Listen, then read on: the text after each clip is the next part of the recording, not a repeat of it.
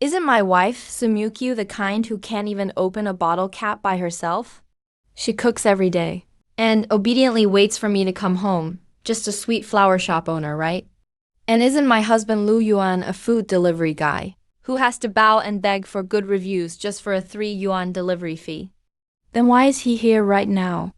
When I saw clearly the true face of this ruthless queen, the hand holding the knife froze in midair, the big bosses of all the global underground organizations in the audience saw this scene and instantly lost their composure, right? So after all these years of chaos and fighting, the entire underworld belongs to you two as a family business. Am I right, honey? I can't open this bottle of water. In the Mukyu flower shop on Old Street in Jiangcheng, Su Mukyu was sitting behind the cashier's desk, her fair and delicate hand holding a bottle of water, trying so hard. Even her fingertips turned a cute shade of pink from the effort. Looking at how delicate and fragile she was, she looked like she might fall over if the wind blew. I walked over, eyes full of affection, took the bottle from her, easily twisted it open, and handed it back to her. Thank you, honey. You're the best, sweetheart. Mukyu gave a sweet, bright smile. Her bright, sparkling eyes curved into crescents. My name is Lu Yuan. On the surface, I'm just a delivery guy hustling through wind and rain every day. I have to bow and scrape to customers for a 3 yuan tip, begging them for a 5-star review just to get by. But I have another identity. I'm ranked first on the global Huinet, a legendary assassin feared by countless business and military tycoons. A godlike killer. Code name, Asura. 3 years ago, I grew tired of all the killing and bloodshed, so I chose to hide my identity and live an ordinary life here in Jiangcheng. That's when I activated the absolute sanction system and met the light of my life, Su Mukyu. She was so pure and gentle. In this harsh, unforgiving world, even a cockroach could scare her enough to make her run trembling into my arms. To protect this peaceful life, I'm willing to put on the yellow delivery uniform and be the simple, ordinary husband who shields her from all the storms. I'll go run a few more late-night orders and pick up your favorite ribs at the market on the way back. You wait for me here at the shop, okay? I ruffled her fluffy hair, put on my helmet, hopped on my little e-scooter and headed out. But today there were very few orders. In less than half an hour, I was already on my way back to Old Street. Just as I parked my scooter at the intersection, I immediately sensed something was wrong. From the half-closed glass door of the flower shop came the sounds of things being smashed and filthy curses from some men. Damn, woman, you dare to hold back the protection fee to the Jiangcheng Chamber of Commerce. Don't you know the rules around here? My eyes turned instantly cold, like a beast enraged after being provoked. I suddenly pushed the store door open. The shop was a complete mess. Broken flower pots and scattered dirt were everywhere. Just yesterday, I spent a lot of money to buy Mukyu that rare clivia plant. Now it had been completely crushed into a muddy mess. 3 tattooed, thuggish guys had Mukyu cornered against the wall. She was shaking all over, clutching the hem of her clothes in terror, her eyes red from crying, tears pouring down like a broken string of pearls. Looking as desperate and helpless as a frightened tiny rabbit, the bald thug in the lead grinned wickedly and reached out his thick, dirty hand, about to touch Mukyu's fair face. No money, huh? Then I guess we'll have to enjoy that pretty face of yours instead. An explosive force erupted from my chest. At that very moment, a long-lost cold, mechanical voice sounded in my mind. Host's wife detected to be in distress. Please make a choice. Option 1, suffer in silence. Call the police immediately and beg your attackers for mercy on your knees. Reward, the latest long-range electric scooter. Option 2, physically eliminate the enemies. Show no mercy. Gain Lishan class combat skills. Looking at option 1, a cold, cruel smile flashed in my heart. Lay a finger on my woman. Even if the King of Heaven himself comes, he'll die, without the slightest hesitation. I quickly pulled down the black windproof visor on my delivery helmet, hiding my face completely in the shadows. I moved like a ghost, ripping through the air, disappearing instantly from sight. The bald thug just felt a chill sweep down the back of his neck. His vision blurred, and before he could react, I'd already appeared behind him like the Grim Reaper. No words wasted. My hands became instruments of merciless pain, and with a sudden twist of their arms and legs, the sound of bones cracking exploded in the cramped flower shop. The three tattooed thugs couldn't even get out a full scream before collapsing like dead dogs to the ground and passing out completely. They were knocked out cold, but that wasn't enough. As the former top assassin of Huinet, I never leave any loose ends. A cold flash at my fingertips. 3 tiny poisoned silver needles were already caught between my fingers and at an almost supernatural angle, precisely pierced into the neural death points at the base of their skulls. The entire process flowed flawlessly. So fast, it was beyond any human's reflexes. Total time, less than 2.5 seconds. Bang, bang, bang. Seconds ago, the 3 thugs swaggered around, without even seeing my face clearly, then dropped like soulless corpses, hitting the dirt-covered floor with a thud, and went completely silent. That sure-style blood-stained move cut off their higher brain functions instantly. From this moment on, they're nothing but 3 breathing vegetables. Even if the world's top forensic scientists were called in, the only conclusion they'd reach would be sudden extensive brain hemorrhaging leading to coma. No one would ever suspect. A humble delivery guy. I took a deep breath to calm my murderous rage, lifted my visor back up, and quickly walked to the corner, pulling the terrified Mukyu tightly into my arms. Don't be scared, honey. I'm back now. I deliberately made my voice sound anxious and tried to comfort her, gently patting her on the back. Mukyu buried her face tightly against my chest, clinging desperately to my delivery jacket, her voice thick with sobs. Honey, I was so scared. I thought they were going to kill me. It's all right. Everything's fine now. I gently stroked her hair, pointed to the unconscious goons on the floor and said, those evil bastards, always up to no good, must have gotten too worked up and had a seizure or brain hemorrhage right there. That's karma. Really? She peeked her head out from my arms just a little, glanced at the mess on the floor, then shut her eyes tightly again. Of course it's true. Bad people always get what they deserve. I gently cupped her cheeks. Be good. Go rest in the basement for a bit. Don't look at these filthy things. I'll drag these few epileptics to the end of the alley, so they won't die in our shop and bring bad luck. Then I'll go wash the pork ribs and make you your favorite sweet and sour ribs. Okay, Mukyu nodded obediently. She wiped away her tears. Staggering, she turned around and headed toward the basement in the back of the flower shop. The moment the door lock clicked shut, the pitifully scared look on Sumukyu's face and her terrified expression were gone in an instant as if slashed by a blade, completely vanishing without a trace. The dim light shone on her flawless face. In her once gentle and clear eyes, right now, there surged an icy coldness so extreme it seemed to freeze the air around her. Ultimate ruthlessness and violence. Deep in the basement, the space suddenly opened up wide. This was no storage room at all. It was a fully equipped tactical command center. At this moment, 15 men dressed in black custom suits, thugs oozing with a suffocating smell of blood, were all kneeling on one knee in perfect unison, heads lowered reverently like pious pilgrims. Even their breathing was suppressed to the extreme. Sumukyu slowly walked to the center of the hall. In front of that dark gold, genuine leather throne. She sat down lazily, crossing her long legs jade-like fingers, casually fixing the hair I just messed up.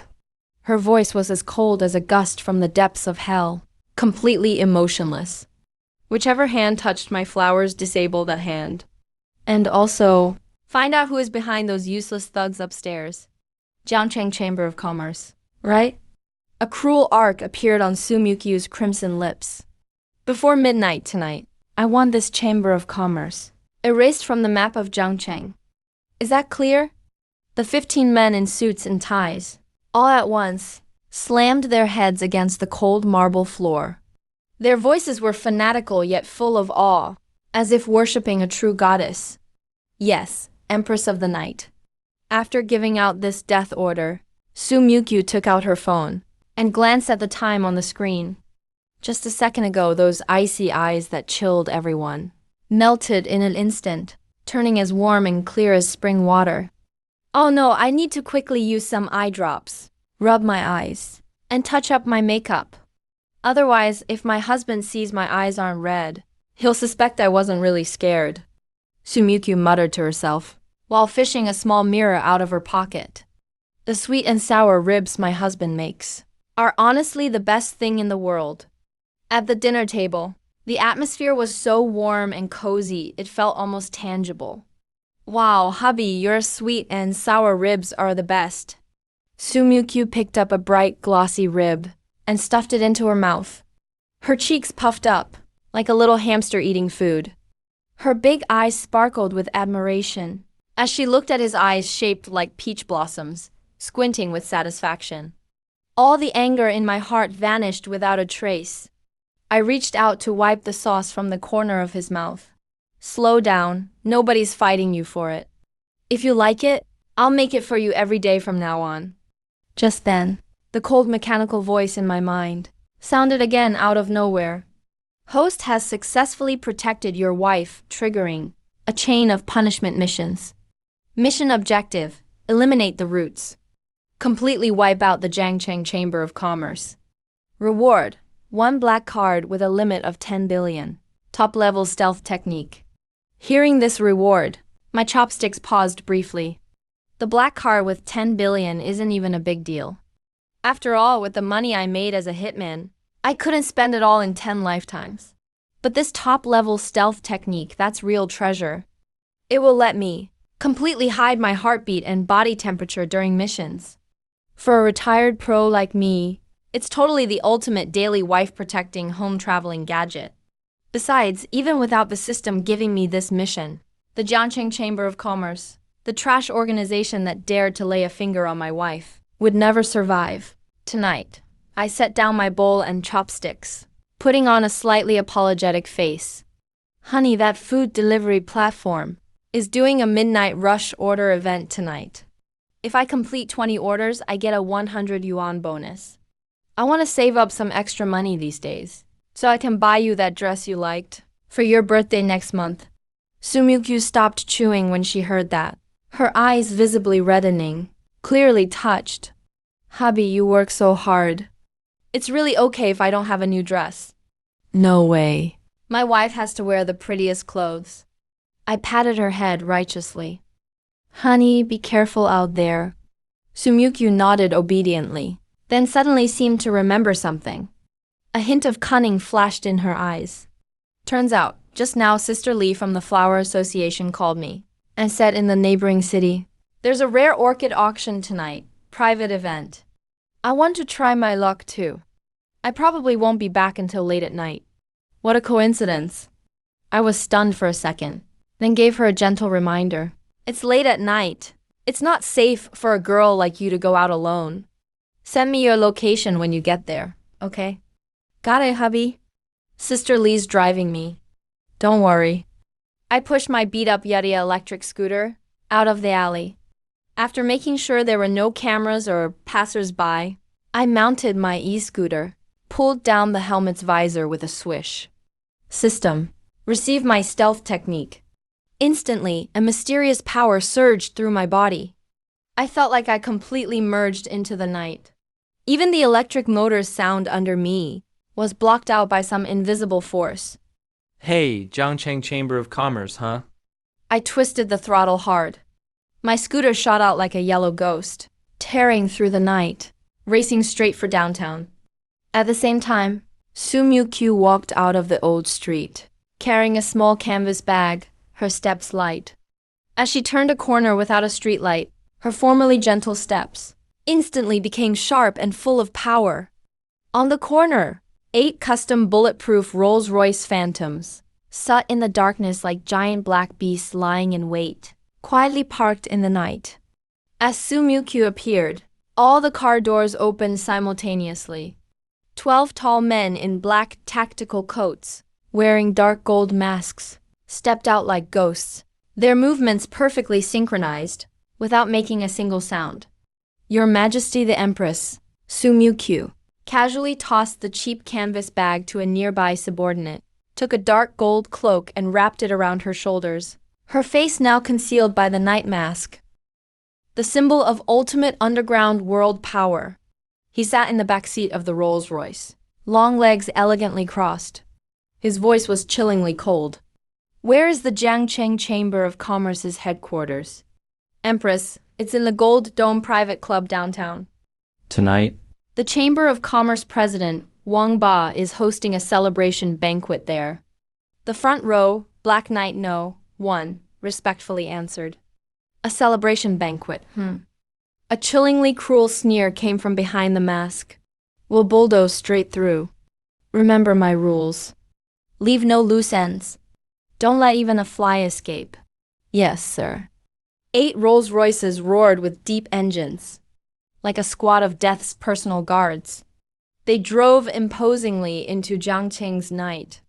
Meanwhile, at the top floor luxury suite of the Jinding Private Club, the chamber president Wang Ba was sitting between 2 women, holding up a glass of 82 Lafite.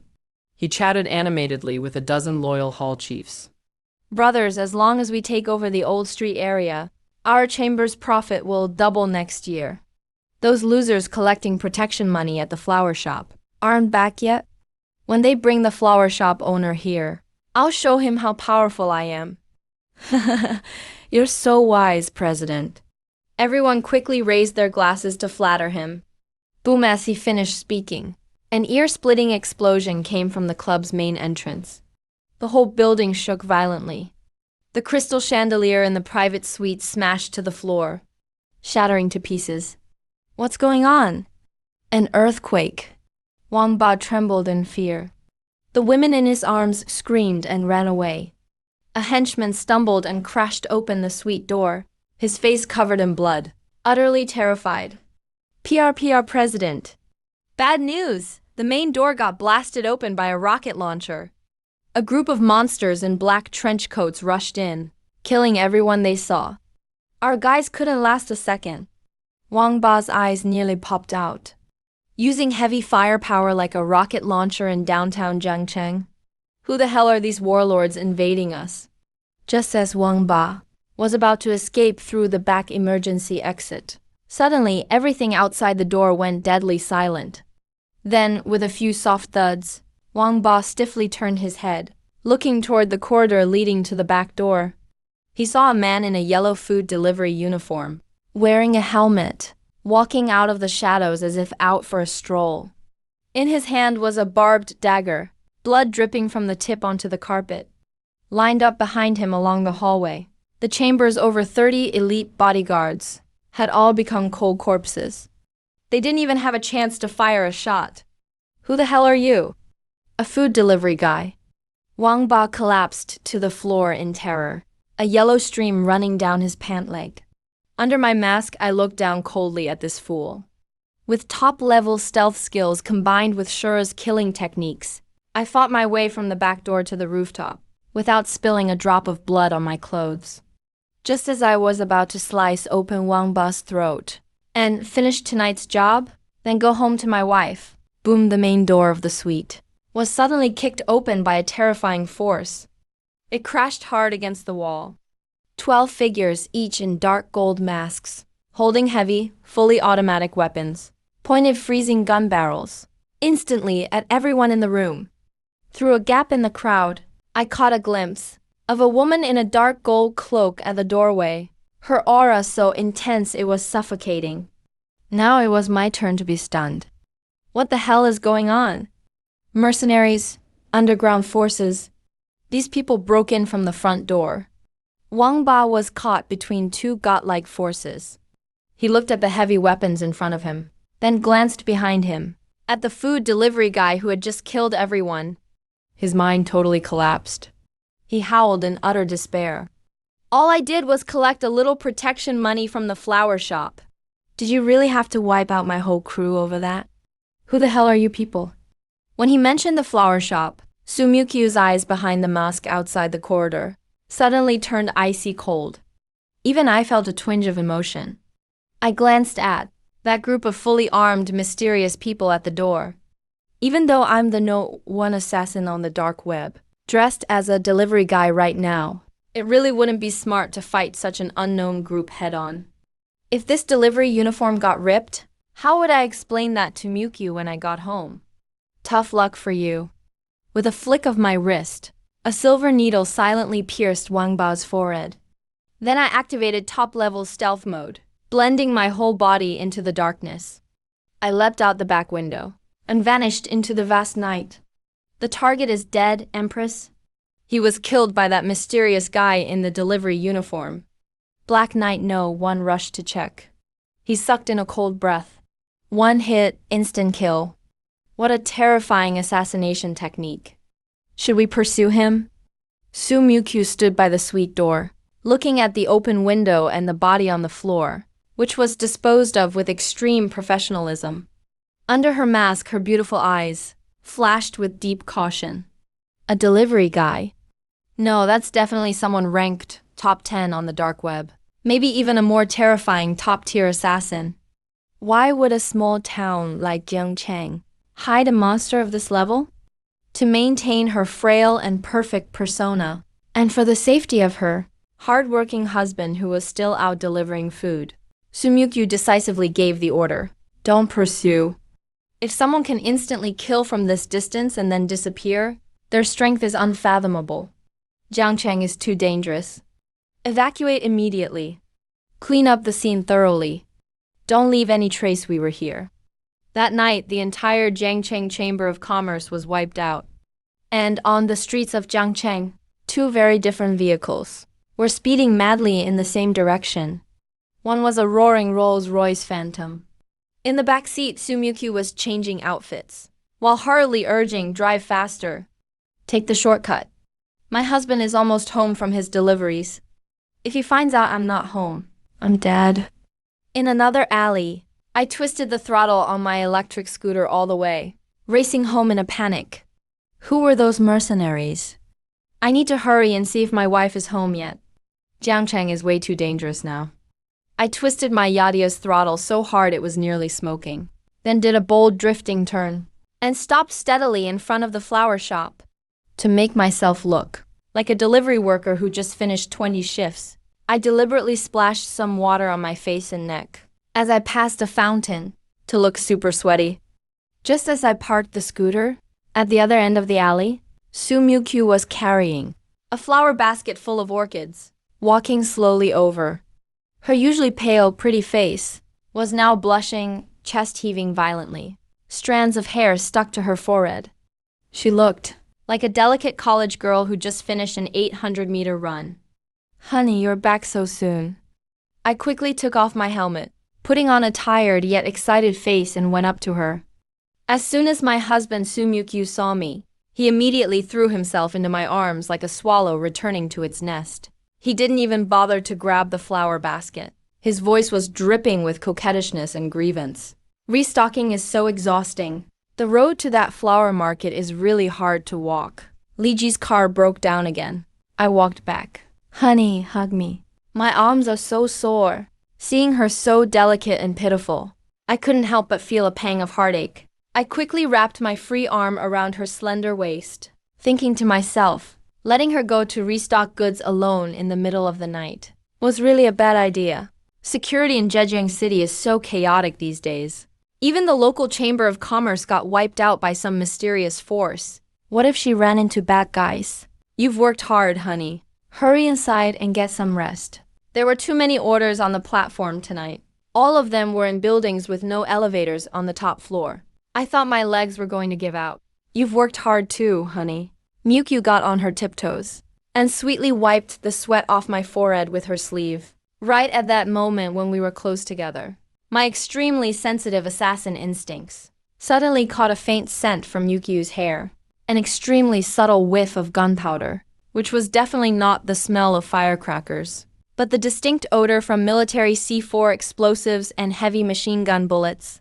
The lingering scent left after enemy fire. I felt a jolt in my heart. Why would my wife smell like gunpowder? Could it be that on her way to restock tonight, she passed by the crossfire at the Golden Ding Club?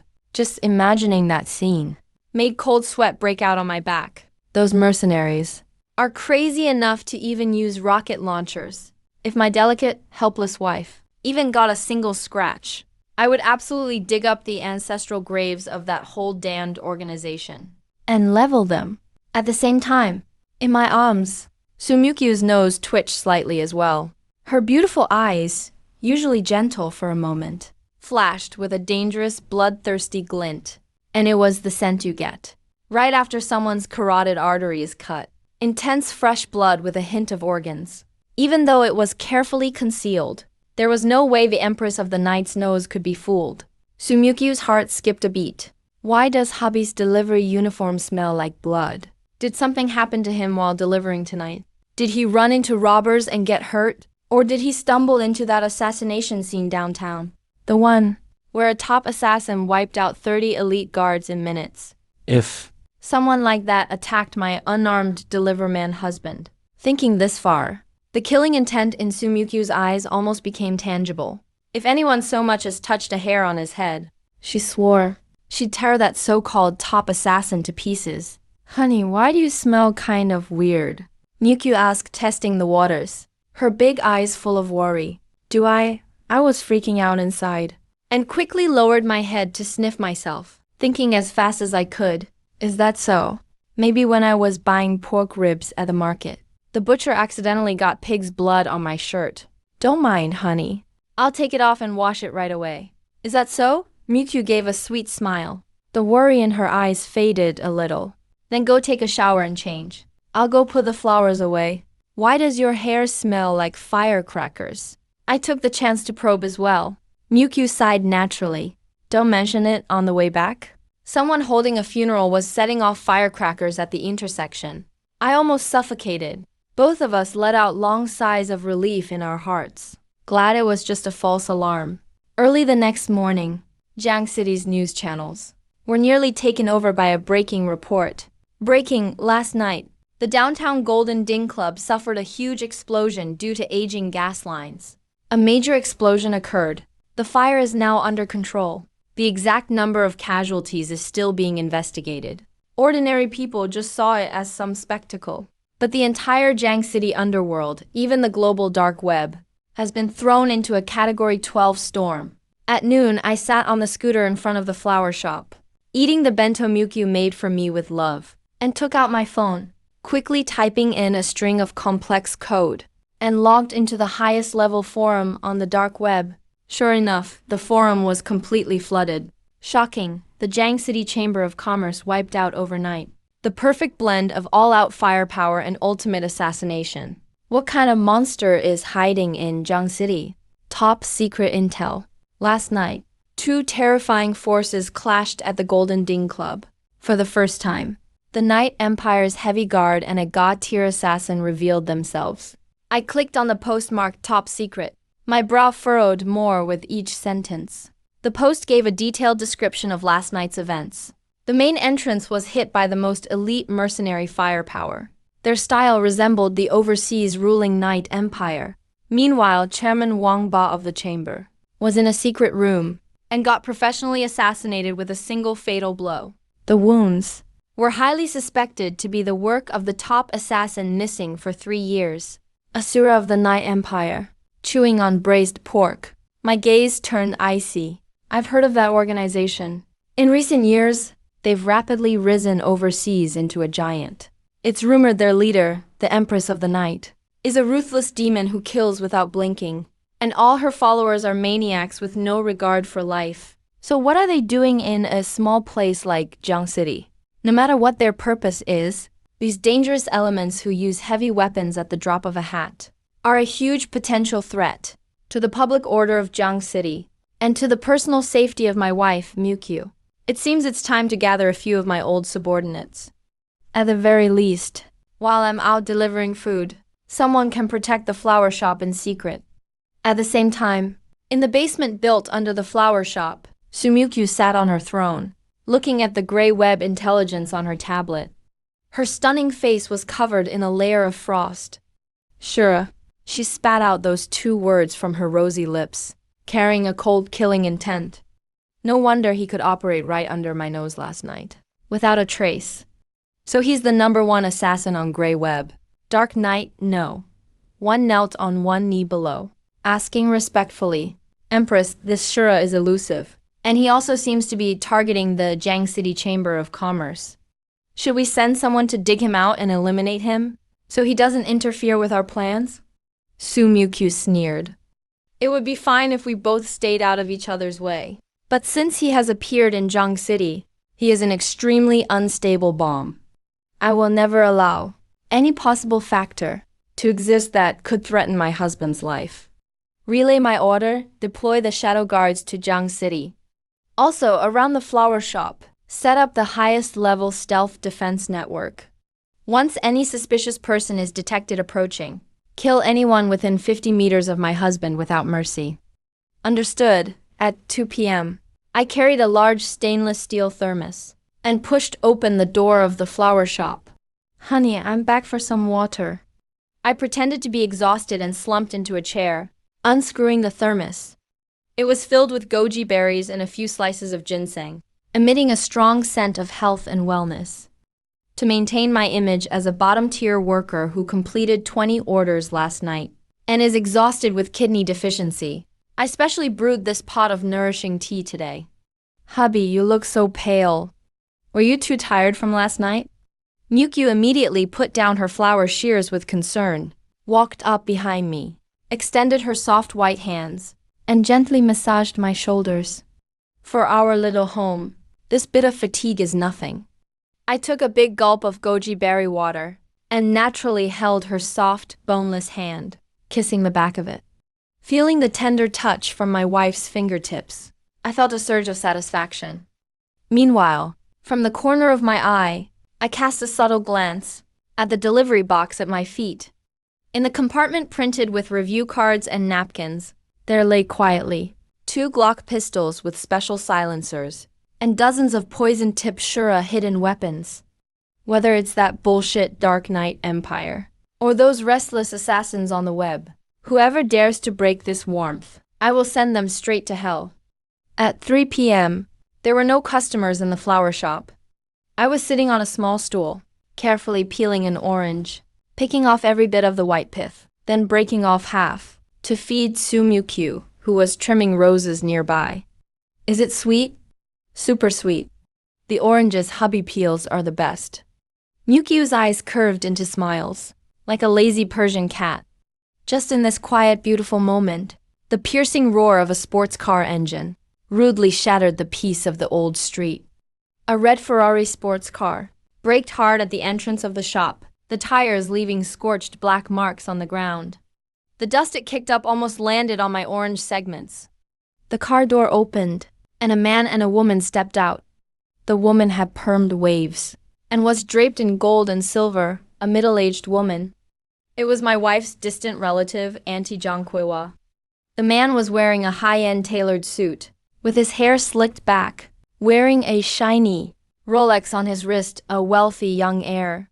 As soon as Jiangkwewa got out, she waved her hand in front of her nose in disgust, shouting in a shrill voice, "Oh my goodness! Mukyu! Why does this crappy street smell so poor?" The mud on the ground almost ruined young Master Cow's handmade leather shoes. When Mukyu saw who it was, her smiling face stiffened slightly, and she instinctively hid behind me, whispering, "Auntie, why are you here? Why am I here?" "I'm here to rescue you from this misery, of course." Jiangkwewa waddled in with her thick waist, casting a contemptuous glance at my delivery uniform. "Mukyu, I think you've lost your mind. You'd rather suffer with a penniless delivery boy than be the young mistress of a wealthy Jiang City family. Look at his pathetic look. Does everything he's wearing add up to more than 200 bucks?" I sat on the stool without moving, slowly and deliberately, stuffing the last piece of orange into my mouth, my gaze gradually turning cold. Seeing that I was ignoring her, Jiangkwewa got even more worked up, pulling the young heir behind her to the front. "Mukyu, let me introduce you. This is Cao Qianyu, the young master of the Jiang City Cow Group. Young Master Cao is worth hundreds of millions and has several villas. He has admired you for a long time. As long as you divorce this delivery boy now, young Master Cao will marry you in style immediately." Young Master Cao straightened his tie, raised his chin arrogantly, and looked at me with a condescending gaze, then pulled out a checkbook from his pocket, scribbled down some numbers, and slapped it onto the counter with a thud. Kid, here's 1 million. Cao Tianyu looked at me with disdain, as if looking at an ant. Take this money and get out of Jiang City. Don't pester Mukyu anymore. You couldn't earn 1 million in a lifetime of delivering food, could you? Concordance check. You'll never make 1 million as a delivery guy. Hearing this, Mukyu trembled with rage, her eyes turning red instantly. She grabbed my arm tightly, like a mother lion, protecting her cub, and shouted at Cao Tianyu, "Take your filthy money." I don't want it. Lu Yuan is my husband. We are very happy together. Please leave immediately. Honey, don't be angry. It's not worth getting upset over. I gently patted the back of Mukyu's hand, signaling her to be at ease. Just then, the familiar mechanical voice rang out in my head again. Detection, provocation from annoying relatives and a rich second-generation heir. Please make a choice, host. Option 1, swallow your pride and take the 1 million, fleeing Jiang City on a night train. Reward, Ninja Turtle bloodline. Option 2, slap them in the face right now, showing them what true wealth and despair look like. Reward, 100% ownership of the Jiang City Old Street Commercial District, and one peerless beauty-preserving pill. Looking at option 2, a cold arc formed at the corner of my mouth. Comparing wealth, are we? As the former #1 assassin, the string of figures in my USD-denominated account is so long that even I can't count the digits. Not to mention the unlimited credit card the system just rewarded me with last night. And a perfectly laundered, billionaire-level black card. I didn't even look at the check on the table. Instead, I stood up slowly and casually. I reached into my inner pocket and took out a pitch-black card. Its edges were inlaid with dark golden dragon patterns. This is a supreme black card, globally limited edition. Fewer than 5 people in all of Asia own it. I dialed the private butler hotline on the back of a card. Pressed the speakerphone button. Hello, Mr. Liu. Your most loyal personal butler is always at your service. How may I assist you? A perfectly polished British English voice came through the phone, utterly respectful to the extreme. I glanced at Cao Tianyu, whose face was full of disdain, and said flatly, I'm at Jiangcheng Old Street. You have 3 minutes to buy this entire business street, along with the property rights to this building, and transfer them to my wife, Su Mukyu. Is there any problem? There wasn't even a half-second pause on the other end. No problem at all. Mr. Liu, in 3 minutes, all property transfer contracts for Old Street will be effective. Estimated cost is 2 billion RMB. Will be deducted from your black card account. I hung up directly. Zhang Kuiwa was stunned for a second. Then she started laughing uncontrollably, clutching her stomach. She was laughing so hard that she almost cried. Oh my god! Lu Yuan, have you lost your mind from doing food delivery? Are you role-playing a domineering CEO here? Trying to buy the whole street? Who do you think you're fooling with that useless black plastic card? Cao Tianyu was also full of mockery, looking at me like I'm an idiot. Kid, you talk big without even thinking it through.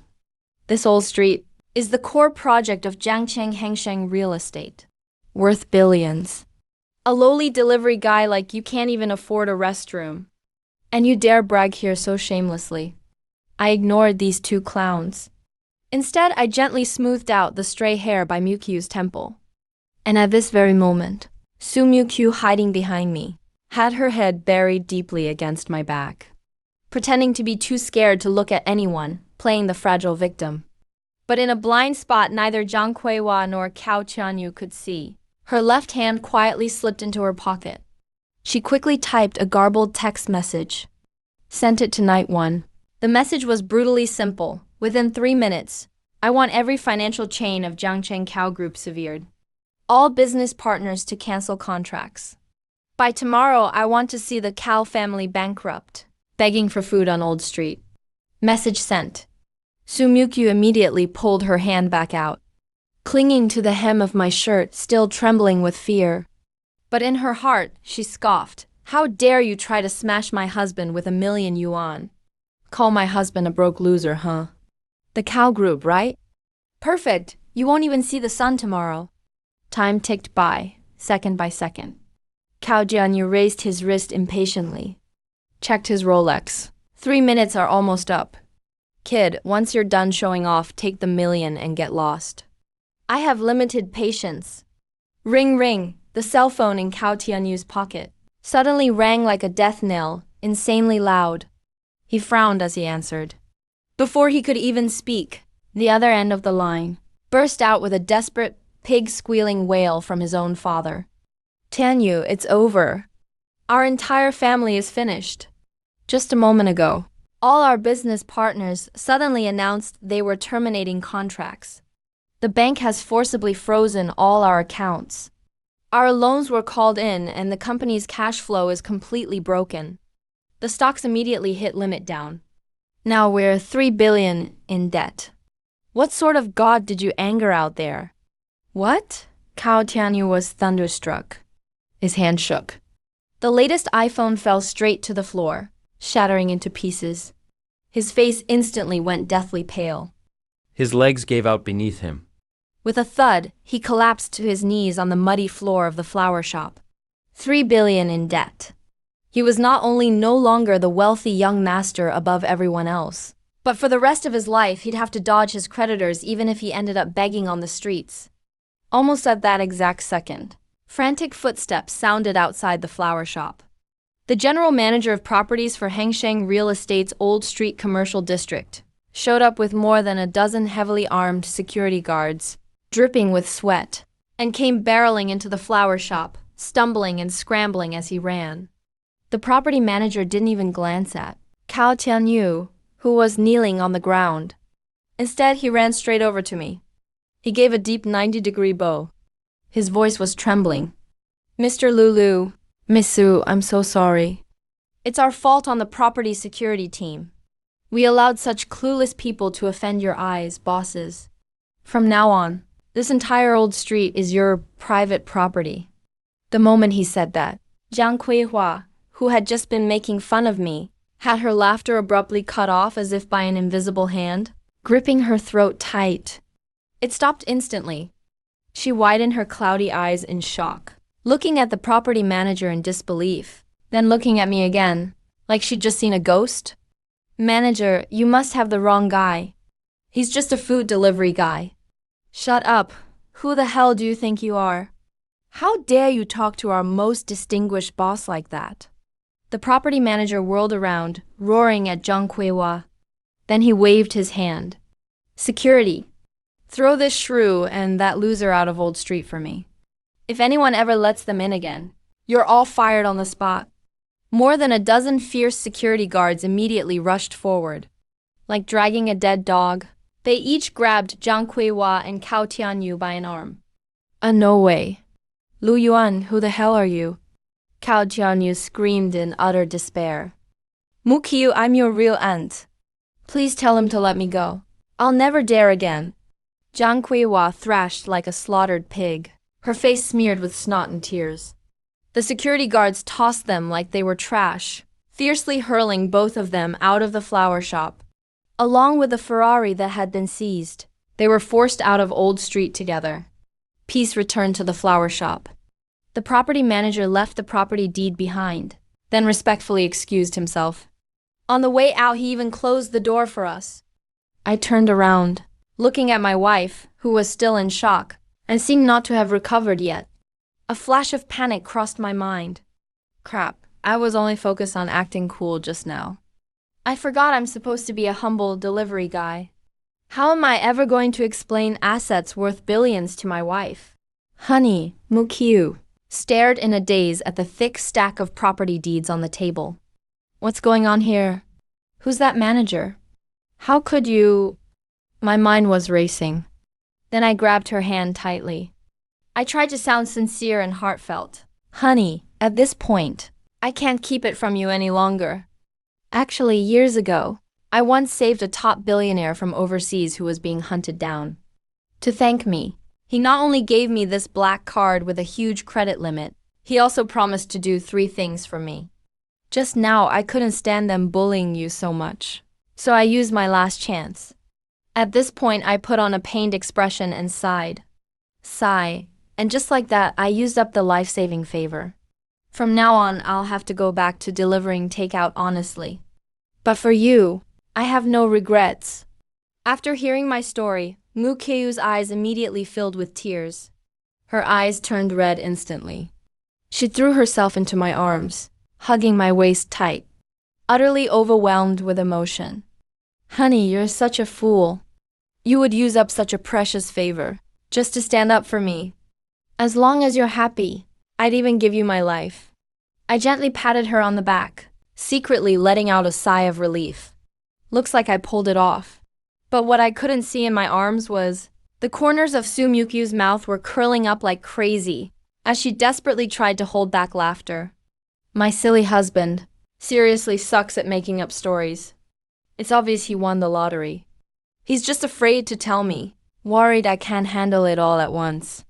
But for my sake, he forced himself to play cool, and he looked so handsome doing it. That whole cow family had it coming for daring to bully my husband. Going bankrupt was the least they deserved. Bet you're hungry. I'll go heat up some fried chicken in the kitchen. Let's eat and celebrate together. I let go of her, smiling as I walked toward the kitchen.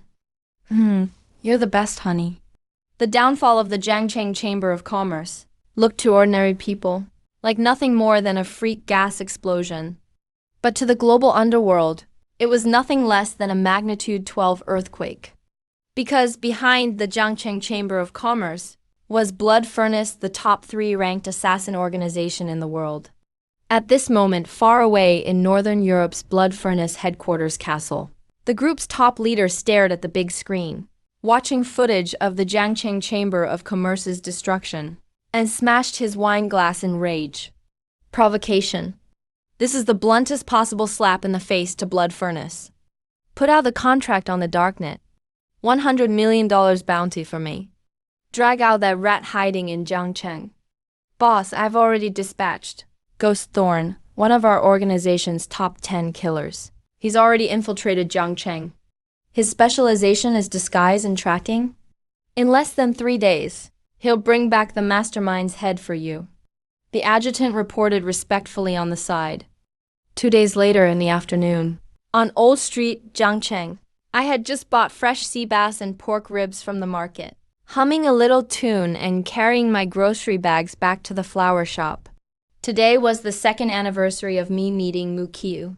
I was planning to cook a huge feast myself, all for him.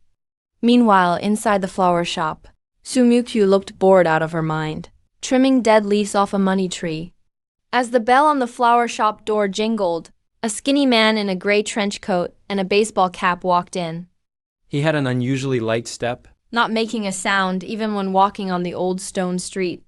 Even walking on Old Street's slate pavement, his feet didn't make a peep. Sumyukyu didn't even look up. But the instant the man crossed the threshold, her hand paused ever so slightly on the scissors. That scent sickeningly familiar. The smell of blood most importantly, even though the man was doing his best to suppress it, the cold, snake-like way he breathed, and the thick calluses between his thumb and forefinger, all gave him away to Sumyukyu's senses. This was someone who held a gun for a living, a top-tier professional killer. Welcome to our shop. Is there a flower you'd like to buy? Sumyukyu lifted her head, a sweet, innocent smile instantly blooming on her face, her eyes as clear as spring water, like a completely defenseless girl next door. Just looking around. A friend told me you sell some unique flowers here. The gaunt man tugged his hat brim lower, his voice raspy. His vulture-like eyes were scanning every corner of the shop. As a top assassin, Ghost Thorn's instincts were razor-sharp. The night the chamber was destroyed, all leads were cut off, but by backtracking the chamber's cash flow, he discovered the last place they collected protection money, which happened to be this ordinary-looking flower shop.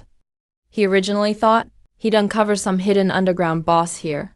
But seeing the delicate-looking shopkeeper who seemed too timid to even kill a chicken, he felt a bit disappointed. Just as Ghost Thorn was about to turn and leave, Sumikyu lowered her head and continued trimming the branches and leaves. But her left hand, hidden beneath the counter, was already typing out a top-secret command on her phone, blind typing it without looking. Shadow 1, Sniper, target locked on the man in the trench coat inside the shop. As soon as he steps half a foot outside the shop, eliminate him immediately. Switch to armor-piercing incendiary rounds. Directly blast apart a vantage point 500 meters away at the street corner. The crosshairs of a heavy Barrett sniper rifle were already locked onto Ghost Thorn's temple. With just a single look from Sumikyu, this infamous assassin from the gray net would be turned into a cloud of blood. A barely noticeable cold smirk curled up on Sumikyu's lips. You dare come after me? Looking for death, lady boss? Wrap up a bouquet of white chrysanthemums for me. Ghost Thorn suddenly stopped in his tracks, turned his head and stared at Sumikyu with a deathly glare. I think someone might need this place very soon. His thinly veiled threat of death instantly sent the temperature in the flower shop plummeting. Sumikyu's gaze sharpened. She was just about to give the order to open fire, when just then, the flower shop door was rudely pushed open. Honey, look what I bought. A wild sea bass. I'll steam it for you tonight. I walked in carrying 2 big bags of groceries, all excited. The moment I stepped inside, my eyes locked squarely with that scrawny man. In my mind, the system's cold mechanical prompt sounded abruptly. Detected. International ace assassin Ghost Thorn is emitting killing intent toward the host's wife. Option 1. Pretend you didn't see it. Call the police for help. Reward. A commendation banner. Option 2. Silently eliminate him without a trace. Reward. MasterChef cookbook. I didn't even need the system's reminder. The moment I got a good look at the man's face, murderous intent erupted inside me like a volcano. Ghost Thorn, that loser ranked 10th in the Blood Furnace organization. 3 years ago at the Grey Net Assembly in Siberia, this punk wasn't even fit to carry my shoes. And yet he dares show up in Jiangcheng and tries to threaten my wife with white chrysanthemums. On the surface, I played the role of a frightened delivery guy. I accidentally shook my grocery bag and bumped it into the nearby shelf. Ouch! I shouted dramatically. A long bamboo chopstick slipped out of the bag, falling towards the floor. Just 0.01 seconds before it hit the ground. The tip of my toe, moving faster than the human eye could see, lightly tapped one end of the chopstick. Sure breathing. Swish. That seemingly ordinary bamboo chopstick, infused with my inner energy, instantly transformed into a lethal dart too fast for the naked eye to catch. It skimmed across the floor, piercing the side of Ghost Thorn's calf, at a bizarre silent angle. A moment later, it shattered the blood vessels leading to his heart. The whole sequence happened so fast. Not even Shadow Guard's sniper saw what happened through the scope. Ghost Thorn only felt a little itch on his calf, like a mosquito bite, just a slight tingle, so he didn't worry about it. He glanced at me coldly. This noisy delivery guy, his eyes flickering with undisguised contempt. Idiot, Ghost Thorn muttered under his breath. He didn't even take the flowers, just turned and walked out of the flower shop. He has already confirmed. That dumb couple couldn't possibly be the masterminds behind the destruction of the Chamber of Commerce. He's going to look for his next target now. But just as he stepped out of the flower shop and walked over to the trash can at the corner, about to light a cigarette, the flame of his lighter just flickered to life. Tailsting's pupils suddenly went slack. His heart felt like it was crushed by an invisible iron hand. Instantly shattered, the lighter in his hand dropped to the ground. His whole body went stiff as a log. With a thud, he fell straight into the waist-high trash can. Dead as a doornail, the forensic report would only say sudden myocardial infarction. Oh no, I dropped my chopsticks, I muttered to myself, as I bent down, picked up the bamboo chopsticks from the floor. Not a drop of blood on them. Then acted like nothing happened. With a big smile, I walked up to Mukyu. Honey, who was that man just now? He seemed really weird. At the moment, Sumikyu was completely in a strange and bewildered state. He saw clearly through the glass door. With absolute clarity, that insanely deadly assassin had just walked out. and immediately plunged headfirst into the trash can. I didn't give the order, he just dropped dead. Sumyukyu's beautiful eyes widened, looking at me as I hummed to myself while cleaning the perch at the sink. No way, could it be Shura? That mysterious god-tier assassin lurking in Jiangcheng. I struck again, and right at the moment her husband walked in, to avoid collateral damage. He used some incredibly advanced remote technique, instantly killed ghosting. Sumyukyu drew in a sharp breath. This Shura has acted near the flower shop several times now. There's no way it's just coincidence. Could he be secretly protecting us? Or maybe he's actually targeting me, the Night Empress. Honey, what are you spacing out for? Were you scared by that weird guy just now? I walked out holding a clean perch, seeing Mukyu's face a bit pale. I went over, feeling worried. No. Mukyu snapped out of it, quickly put on her delicate expression, and hugged my waist. Honey, what that man said was really scary. I'm a little afraid. Don't worry. Your husband is here. I patted her back, saying the harshest words in the sweetest voice. That guy looked cursed. A glance tells you he's doomed. Let's just ignore him. Tonight we're having a feast. Mukyu responded, and started thinking quietly. No matter what Shura's purpose is, if he dares threaten my husband's peaceful life, I'll turn Jiangcheng upside down, just to dig him out and kill him. And as I chopped scallions in the kitchen, a cold smile formed on my lips. People from Blood Furnace actually dared to target my wife's flower shop. Looks like it's time to ring their funeral bell. In the kitchen, the wild perch sizzled in hot oil. The fragrance filled the air.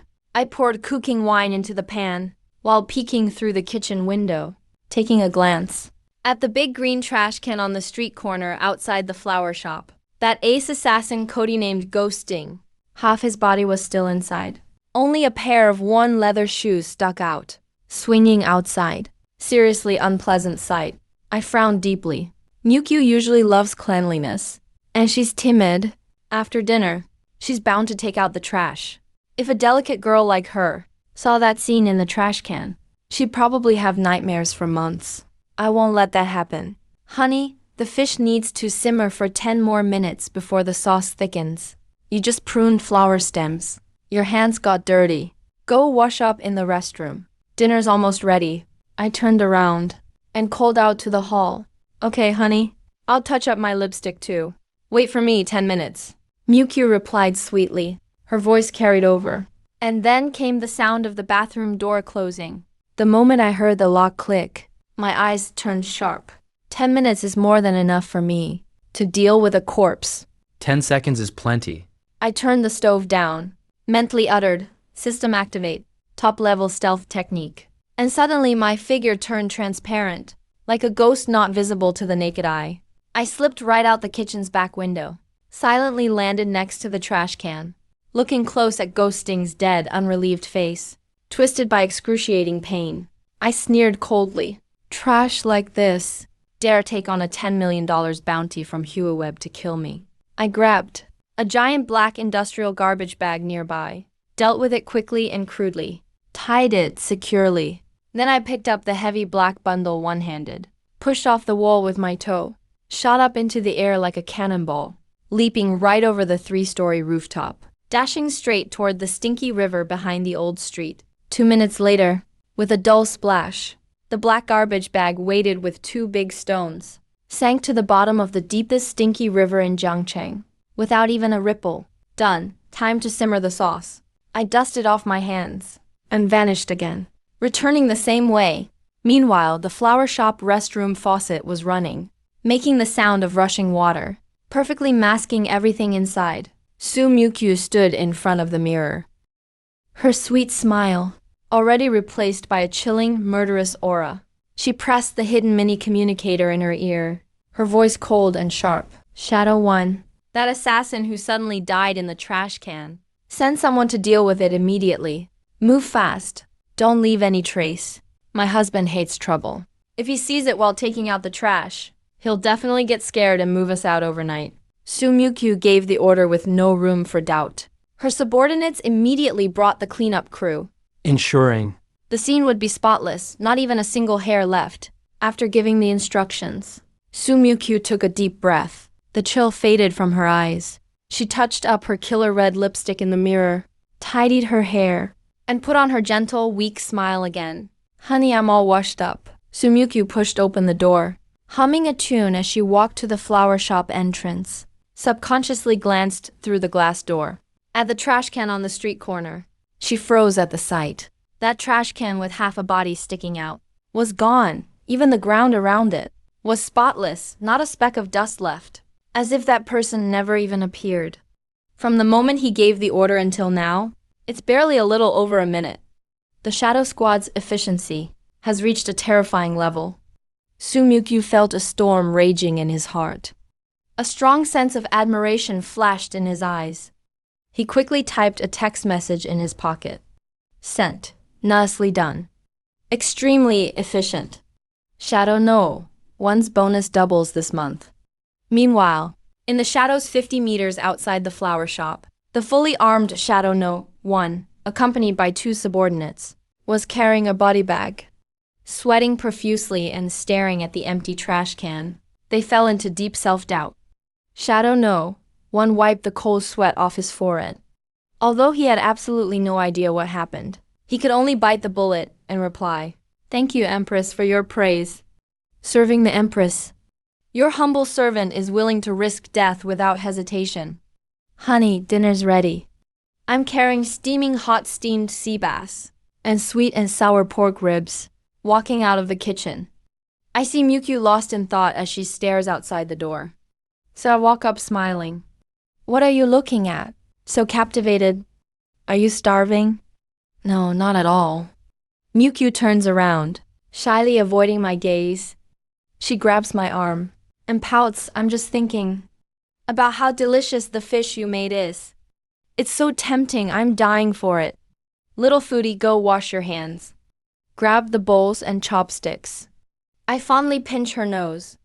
The atmosphere at the dining table is as warm and sweet as always. I keep picking the most tender, boneless pieces of fish and put them into Mukyu's bowl. Mukyu also thoughtfully picks up vegetables for me, 1 bite at a time. Thanks for your hard work, honey. However, beneath this harmonious and beautiful facade, inside both of our hearts, huge waves are brewing. I take a bite of the pork rib. My expression turns slightly serious. Since Blood Furnace's people already found the flower shop, that means Jiangcheng is definitely unsafe now. No matter how strong I am alone, I'm afraid I can't protect Mukyu. Zhou Quan and his thugs use heavy weapons as casually as drinking water. I can't gamble my wife's life. Looks like I need to call over those old buddies who are enjoying themselves overseas and rally them. Then, with my fingers in a blind spot under the table, using Morse code on a specially made microtransmitter, I tapped out a top-secret command. Shura order, 10 lords of Yanluo drop all tasks. Secretly infiltrate Jiangcheng within 3 days. If a single hair is harmed on my wife, I'll bury the whole world with her. Sitting across from me, while quietly drinking fish soup, Sumikyu, in her beautiful almond-shaped eyes, flashed an extremely dangerous glint. Shura, that lunatic. Although I don't know why he helped us clear the trash, he and Blood Furnace have both appeared in Jiangcheng. This place is about to turn into a slaughterhouse.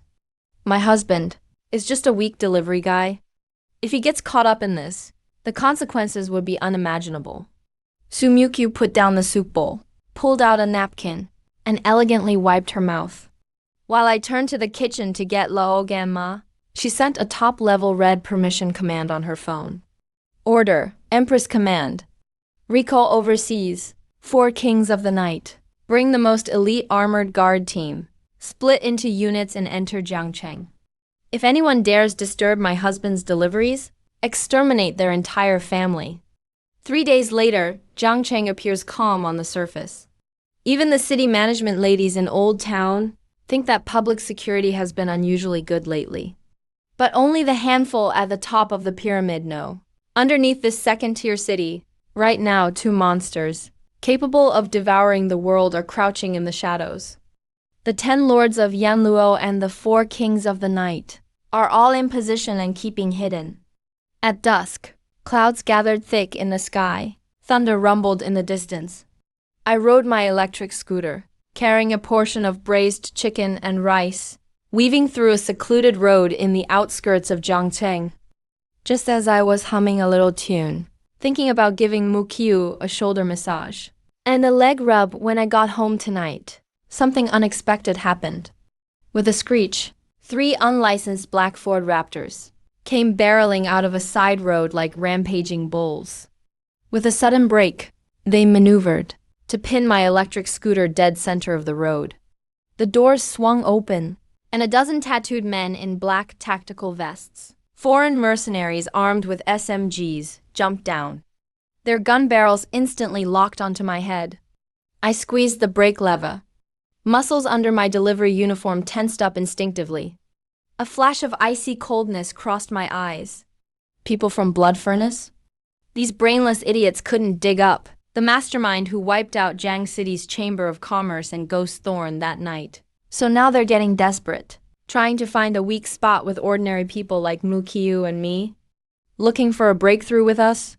One burly white guy with a knife scar on his face strode toward me, grabbed my collar, and sneered in broken Chinese. "You're that delivery guy from Old Street, Lu Yuan. Come with us quietly, or I'll turn you into a beehive right now." At that moment, the long-missed system notification exploded in my mind. Detected. Host is being kidnapped by international assassin group Blood Furnace. Please make a choice. Option 1. Strike back immediately and go on a killing spree right on the street. Reward: Jiang City Model Citizen. Banner. Option 2. Play along and infiltrate the enemy's lair. Wipe out Blood Furnace's Jiang City branch completely. Reward: Asura's immortal body. Looking at option 1, I cursed it inwardly. It's remote around here, but there might still be dash cams or passers-by. If The sight of me tearing apart a dozen mercenaries with my bare hands was caught on camera and posted on a short video app. My timid wife would see it and probably be scared into cardiac arrest. Taking out their base all at once is definitely the safest plan. Bro, wait. If you shoot, I'm just a delivery guy. I barely make a few thousand a month. Are you sure you've got the right person? I instantly switched flawlessly to total low-wage worker panic mode. Hands on my head, my legs shaking uncontrollably with fear. Even my voice was trembling. Cut the crap. take him Scarface. He looked at my cowardly act with utter disdain, kicked my scooter over without a second thought. The still warm braised chicken rice I'd just picked up splattered on the ground with a smack. Soup spilled everywhere. Next thing I knew, a black hood was roughly forced onto my head. I went along with their weak shoving and got tossed into the back of the pickup truck like a sack. The door slammed shut. The engine roared, and the convoy sped away in a cloud of dust. Wearing a black hood, I got comfy in the bumpy truck bed, finding a nice spot to relax. Relying on Blood Furnace, dared to spill my braised chicken delivery and delay my dinner at home with my wife. Tonight, I'll make your whole branch. Pay for it with your lives. Meanwhile, at the Mukyu flower shop on Old Street, Jiang City, Su Mukyu was tying a cute apron, simmering my favorite pork rib and corn soup in the kitchen. Suddenly, his special phone vibrated wildly. When he answered, a terrified, distorted voice of Shadow No 1 came through. Madam Empress, it's bad news. Blood Furnace just stopped Sir's scooter outside the city, and they kidnapped Sir. Crash.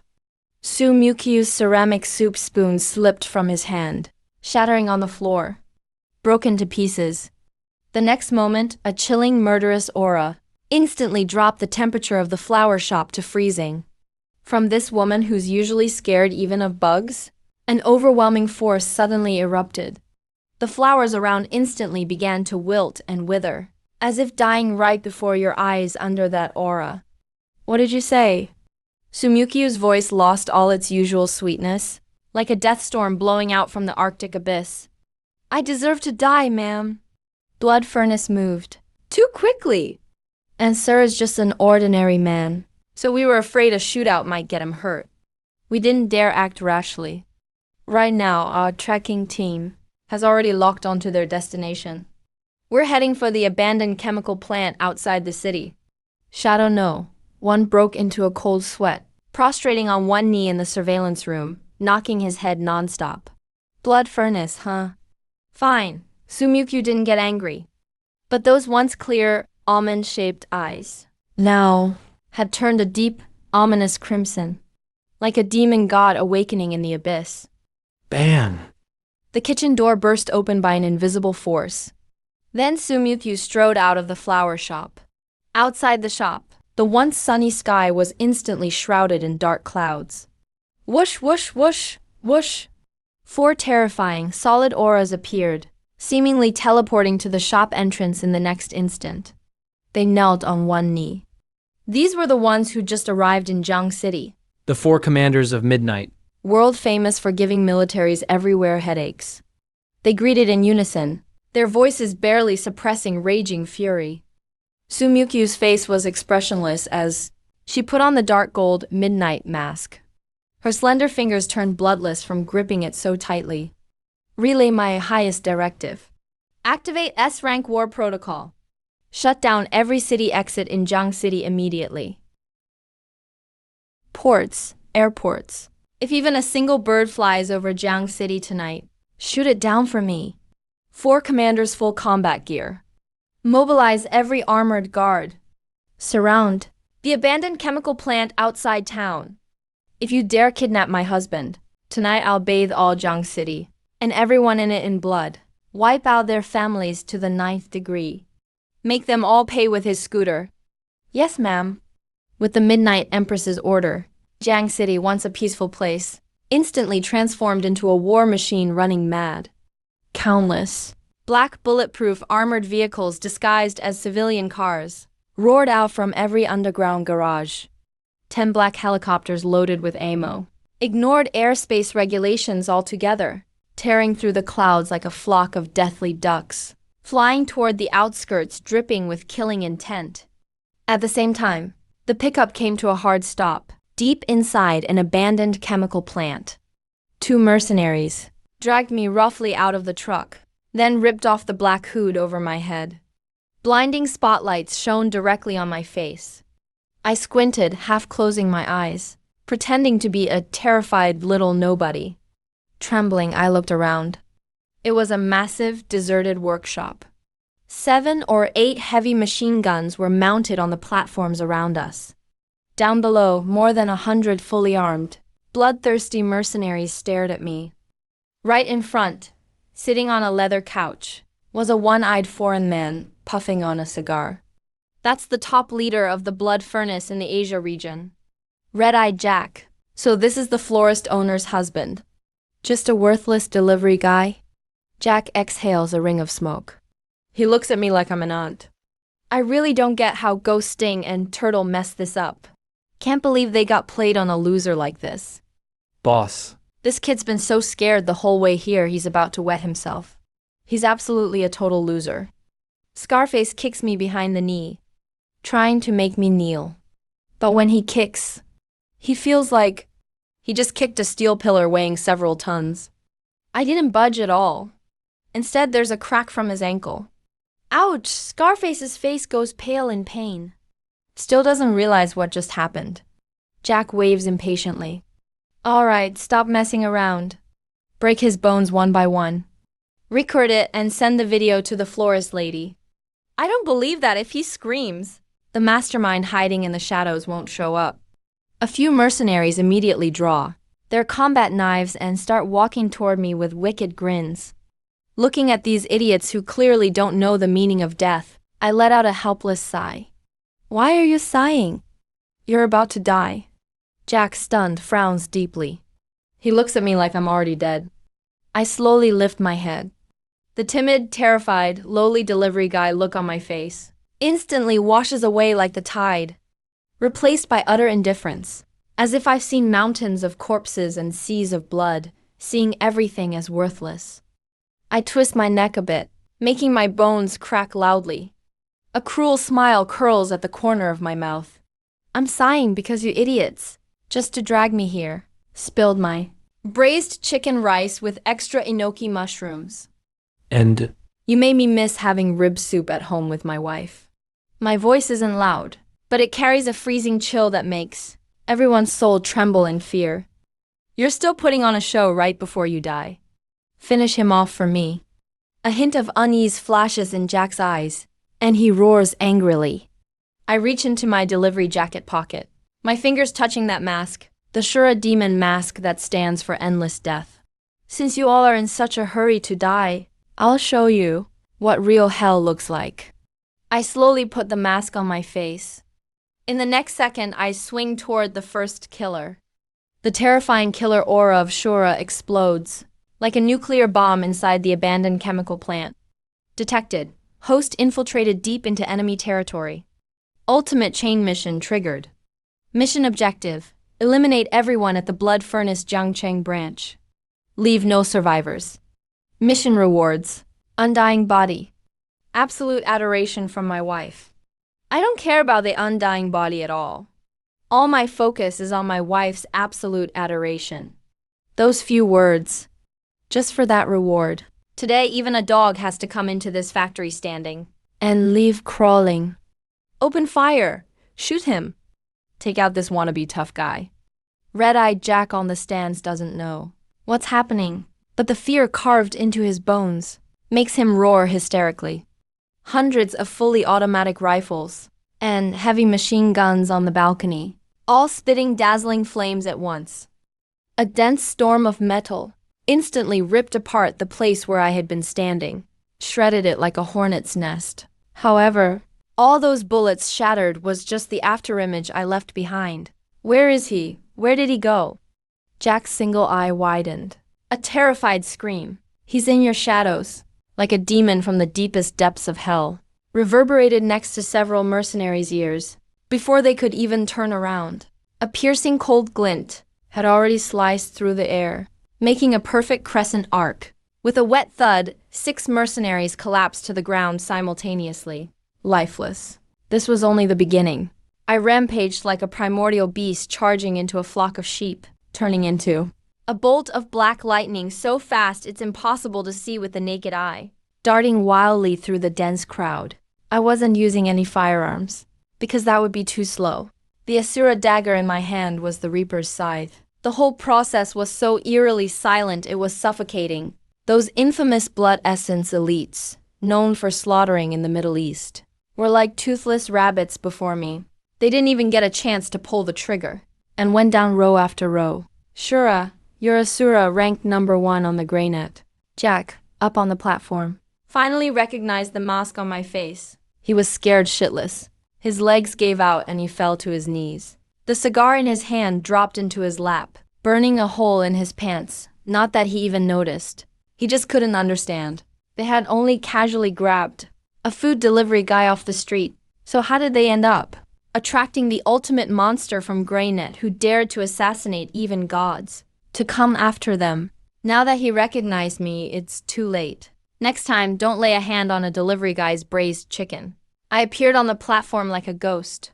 Before he could beg for his life, the Asura dagger pierced straight through the center of his forehead and nailed him firmly to the support pillar behind him. I pulled out the dagger and casually carved on the white wall next to me an Asura mark, a symbol of absolute death, a blood-dripping red spider lily. Removing my mask, I glanced at my watch. 2 minutes 45 seconds, 10 seconds slower than I expected.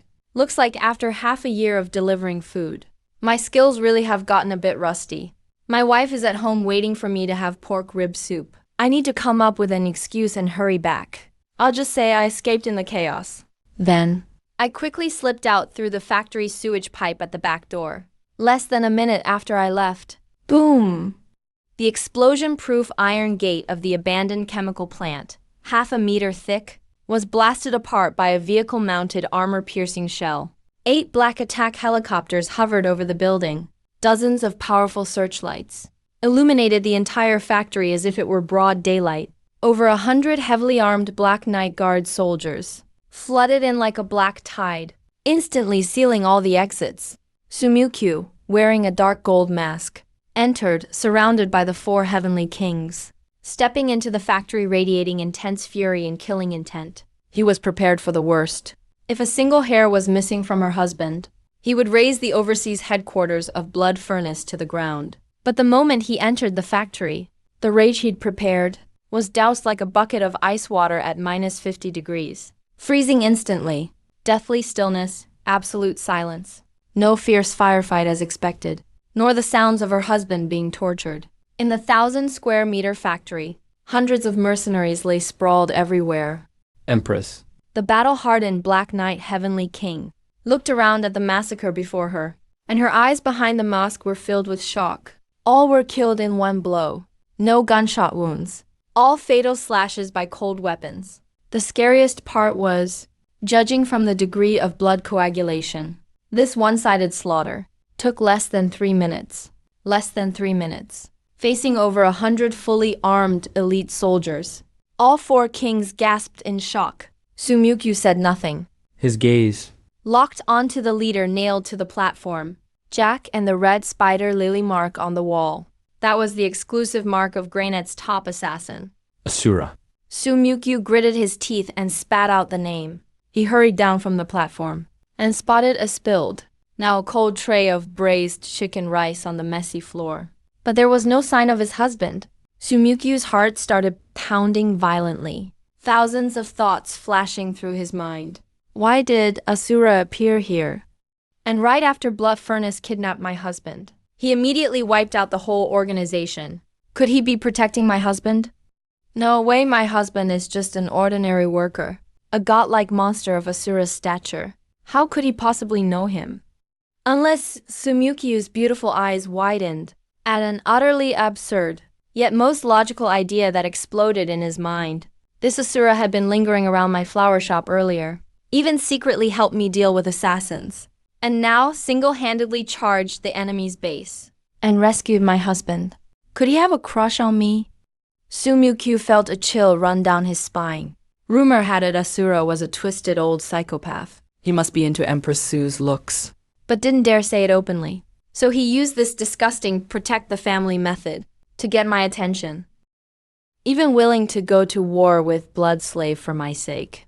At this thought, Sumikyu felt both relieved and intensely disgusted and angry. Damn Asura, this empress has the best husband in the world. Who wants your twisted secret crush? Just then, Sumikyu's phone suddenly rang in his pocket. Caller ID, darling husband. Sumikyu took a deep breath, instantly regained her empress composure, answered the call, and her voice turned into a teary, gentle, fragile wife instantly. Boo, honey, where are you? I just saw on the news that there were thugs on the outskirts. You didn't run into any danger, did you? On the other end of the line, as I stood by the national highway in the cold wind, hearing my wife's sobs, my heart ached terribly. So I quickly put on a barely escaped with my life tone. Honey, don't cry, don't cry. I'm fine. I just got lost while delivering food. But I did run into some guys with guns.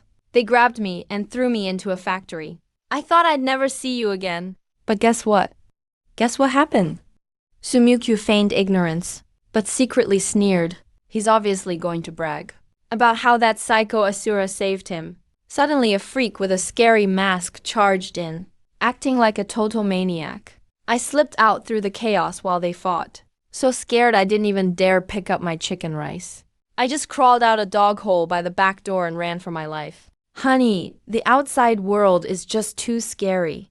That masked guy was a total lunatic. Hearing her husband curse Asura as a psychomaniac, Sumikyu's disgust suddenly vanished. She couldn't help but smile at the corners of her mouth. Good job scolding my husband. That Asura who's been secretly crushing on me is a total pervert. Honey, where are you right now? I'll come pick you up. Let's go home right away and have some pork rib soup. We're not delivering takeout anymore. I'm at the marker on National Highway 104. Babe, just take a cab over.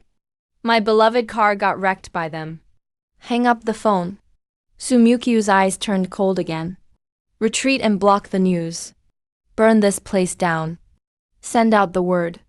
If that guy called Asura dares to come near my husband under the name of protection again, I, the Empress of the Night, will take him out myself. The negative incident at the Jiangcheng suburban chemical plant completely ignited the powder keg of the global underworld. Across the ocean, in a war fortress hidden deep within the volcanic archipelago, the true mastermind behind the Blood Furnace, Baron, revered as the tyrant by the Western underworld, was staring at the big screen, photos of Jiangcheng branch being wiped out. He was shaking with rage. He smashed the marble long table in front of him with one punch. Arrogant, just unbelievably arrogant. Baron's eyes were blood red. He roared like a furious lion. The Empress of the Night has sealed off the whole city. That bastard called Asura actually dared to charge into my territory and kill people. These two maniacs, do they treat our Blood Furnace as nothing but a stepping stone in their turf war? Leader, please calm down. The deputy knelt on the ground, trembling. According to intelligence, forces of the Night Empire and Asura are converging in Jiangcheng. If we start a fight there, I'm afraid we shouldn't make a move in Jiangcheng. Baron sneered coldly. A vicious gleam flickered in his eyes. Jiangcheng is territory of Waxia. Too much commotion. If we attract Waxia's authorities, nobody will be able to handle the mess. Immediately, under my name, send the highest level bloody invitation to the leaders of the global underworld. 3 days from now, on the Extreme Evil Island in the Pacific International Waters, host the World Underworld Summit. Send the invitation to the Empress of the Night and Asura as well. Tell them. If they want to settle their feud, come to Extreme Evil Island. I'm going to set up a deadly trap there, using 10,000 elite heavy armored mercenaries and 30 tons of high explosives, and send these two arrogant monsters, along with the entire island, straight to hell. Early the next morning, second floor bedroom at the Autumn Flowers shop on Jiangcheng Old Street. The warm sunshine was streaming onto the bed. I got up early, was frowning, staring at my phone, at an invitation sent with special codes. Extreme Evil Island, World Summit. Hey, just a hangman banquet. But since this Baron dared to challenge me, I have to go. If I don't wipe out this headquarters completely, sooner or later they'll send killers to Jiangcheng again. If one day I'm not home delivering takeout, what if my delicate wife gets scared? For my wife's peaceful and carefree life, this so-called tyrant must die. Honey, you got up so early. I quickly turned off my phone screen, turned around, and put on a simple, excited smile. Babe, I've got some good news for you. Our food delivery platform is rewarding me for my 0 late deliveries this quarter, with a 5-day trip to Hainan, as part of the Elite Riders team building. Hearing this, Sumyukyu's eyes widened in delight. Hobby, you're amazing. So impressive. In reality, his mind was racing at this very moment. Just 10 minutes ago, he also received a message from Baron, an Island of Vice challenge. That tyrant not only provoked the Black Knight Empire, but also threatened to settle things with Shura at the summit. That twisted old man Shura actually dares to attend the meeting. What if Shura gets bribed by Baron and turns on Zhangchen? What if my husband is in danger? No way. This Empress must personally visit the Island of Vice. I'm going to twist Baron's head off myself. And while I'm at it, I'll warn that creepy Shura who's been secretly in love with me to stay far away from my husband. Now, how should I ask my husband for leave? Sumyukyu's eyes flickered, and instantly she put on an air of total coincidence, looking both surprised and delighted. Hubby, what a coincidence. Sister Lee from the Flower Association just messaged me too. She said there's a tropical island down south, hosting a World Rare Flower Expo that happens every 5 years. The World Rare Flower Exchange. They invited me to attend as Jiangcheng's representative. It's also 5 days. That required me to act all surprised and hug her tightly. That's perfect. We're always working so hard for our little family. So this time, let's each take a break. Honey, go and enjoy yourself. I'll cover all your expenses. Thank you, hubby. You're the best husband ever. In the following hour, it was like the grand finals of Academy Award level acting. The two of us in the living room started helping each other pack. Honey, the UV rays are really strong on the island. You must take all 3 of these sunscreens. And this pepper spray. If you meet any creeps, just spray them in the eyes. I nagged earnestly, stuffing her pink suitcase full of things. But inside the lining of that pink suitcase, Sumikyu had already packed it with extremely dangerous microplastic explosives and high-strength Kevlar body armor. Got it, hubby. You too. Company team building. You'll definitely end up drinking. I packed you some antacid. And here's your favorite delivery outfit and helmet. Be sure to bring them. They'll look so cute in photos. Sumikyu gently folded my yellow delivery uniform and put it in my black travel bag. But at the very bottom of that black travel bag lay quietly my legendary dark gold Shura mask that inspired absolute terror, as well as the razor-sharp paired Shura daggers. We exchanged a glance and smiled, waved goodbye to each other, and took separate taxis to the airport. 3 hours later, above the Pacific Ocean, an entirely jet black, unmarked, supersonic strategic bomber equipped with top-tier global stealth technology soared overhead. Inside, I had already changed into a deep black tactical trench coat as dark as the night. In the cabin, the 10 Yama Kings were all kneeling on one knee before me in orderly formation. Each exuded a bone-chilling, murderous aura. Boss, on the island of Vice, Baron has stationed 10,000 heavily armed mercenaries.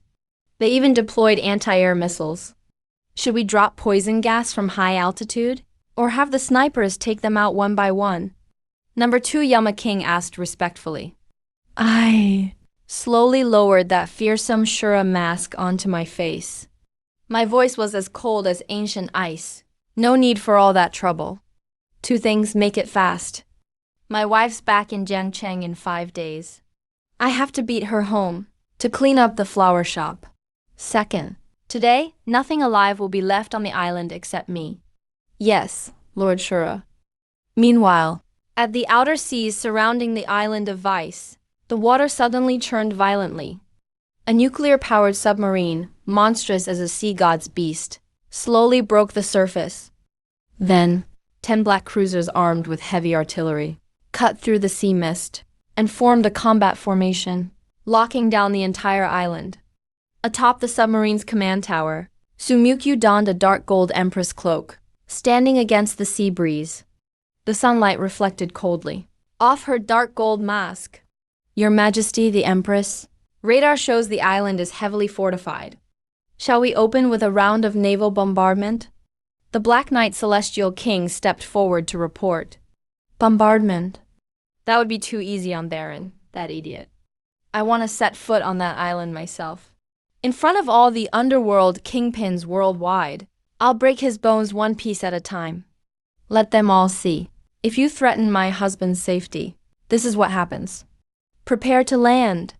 Meanwhile, at the giant open-air arena at the island's center, the tyrant Baron lounged on his massive solid gold throne, holding a glass of red wine.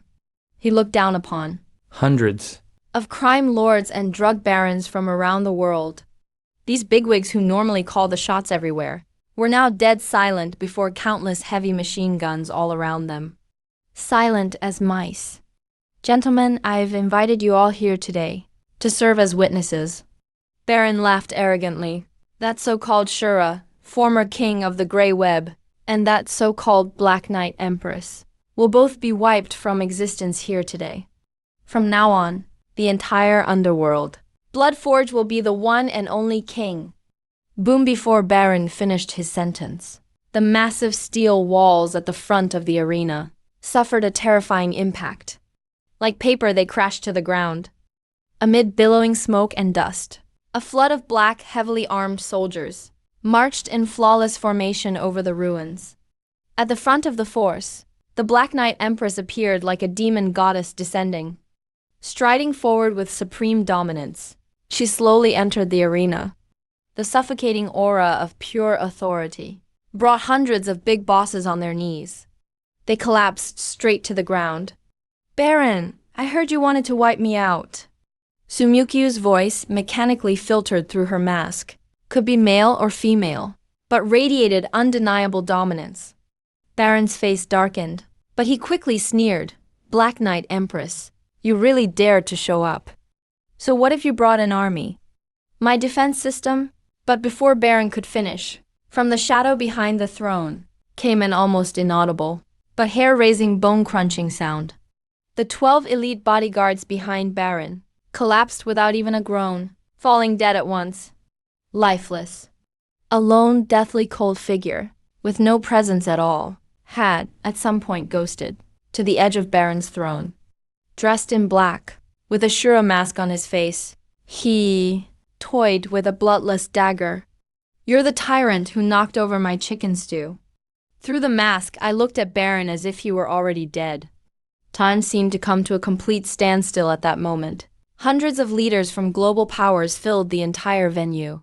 Right now, all of them were lying flat on the ground like quails, not even daring to breathe loudly. In their line of sight, the two unsurpassable peaks of the world's underground forces, the Empress of the Night, symbolizing absolute power, and the top assassin of Grey Web, representing absolute death. Shura finally came face to face. With the Shura mask on my face, I stood within the shadows of the throne on the high platform, coldly surveying everyone below. That woman clad in a dark gold cloak. Her aura was truly off the charts. Her figure was absolutely stunning as well. She could even rival my Mukyu. I secretly judged in my heart, but the murderous vibe from this woman was way too intense. She was basically an emotionless war machine.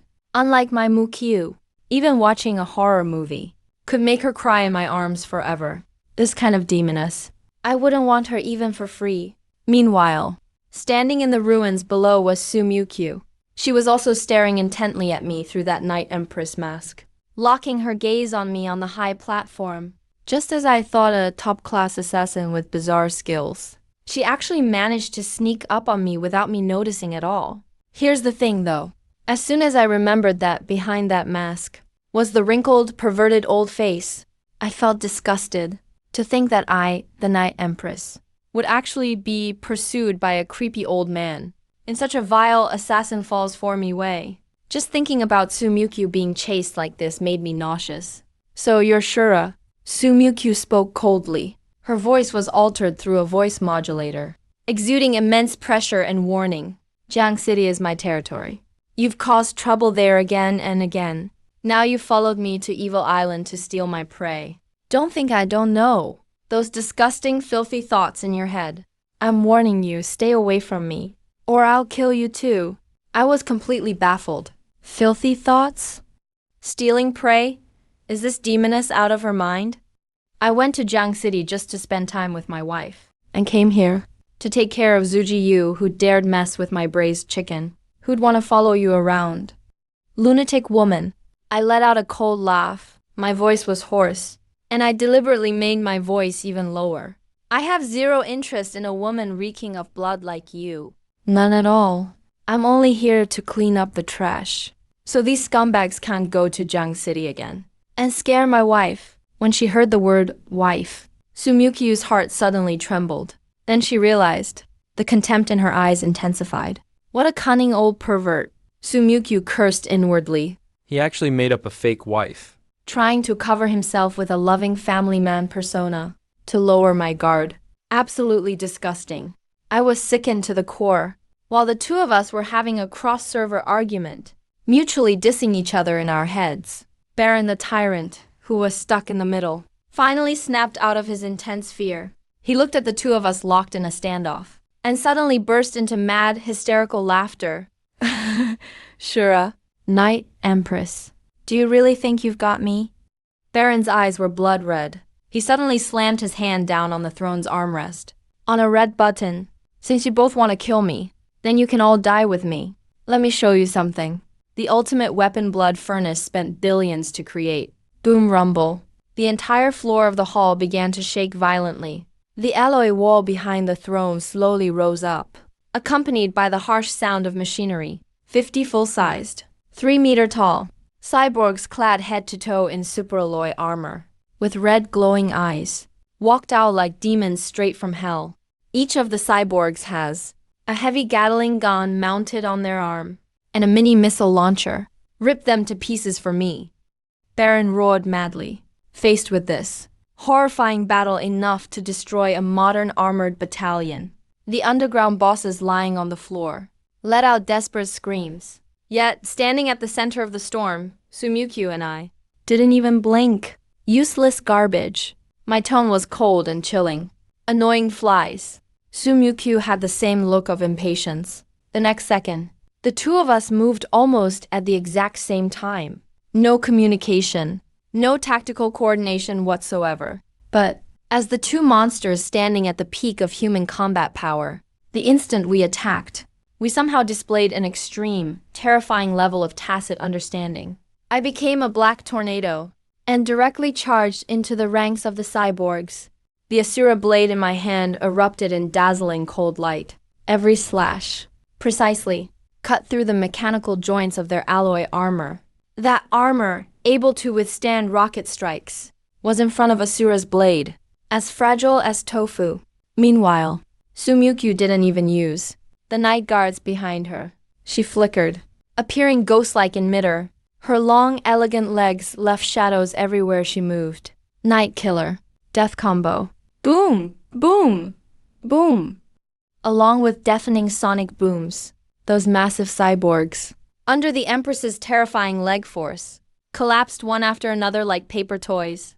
One after another, they were taken down. In less than 10 seconds, those 50-ton, billion-dollar cyborgs became smoldering scrap metal and butchered flesh all over the floor.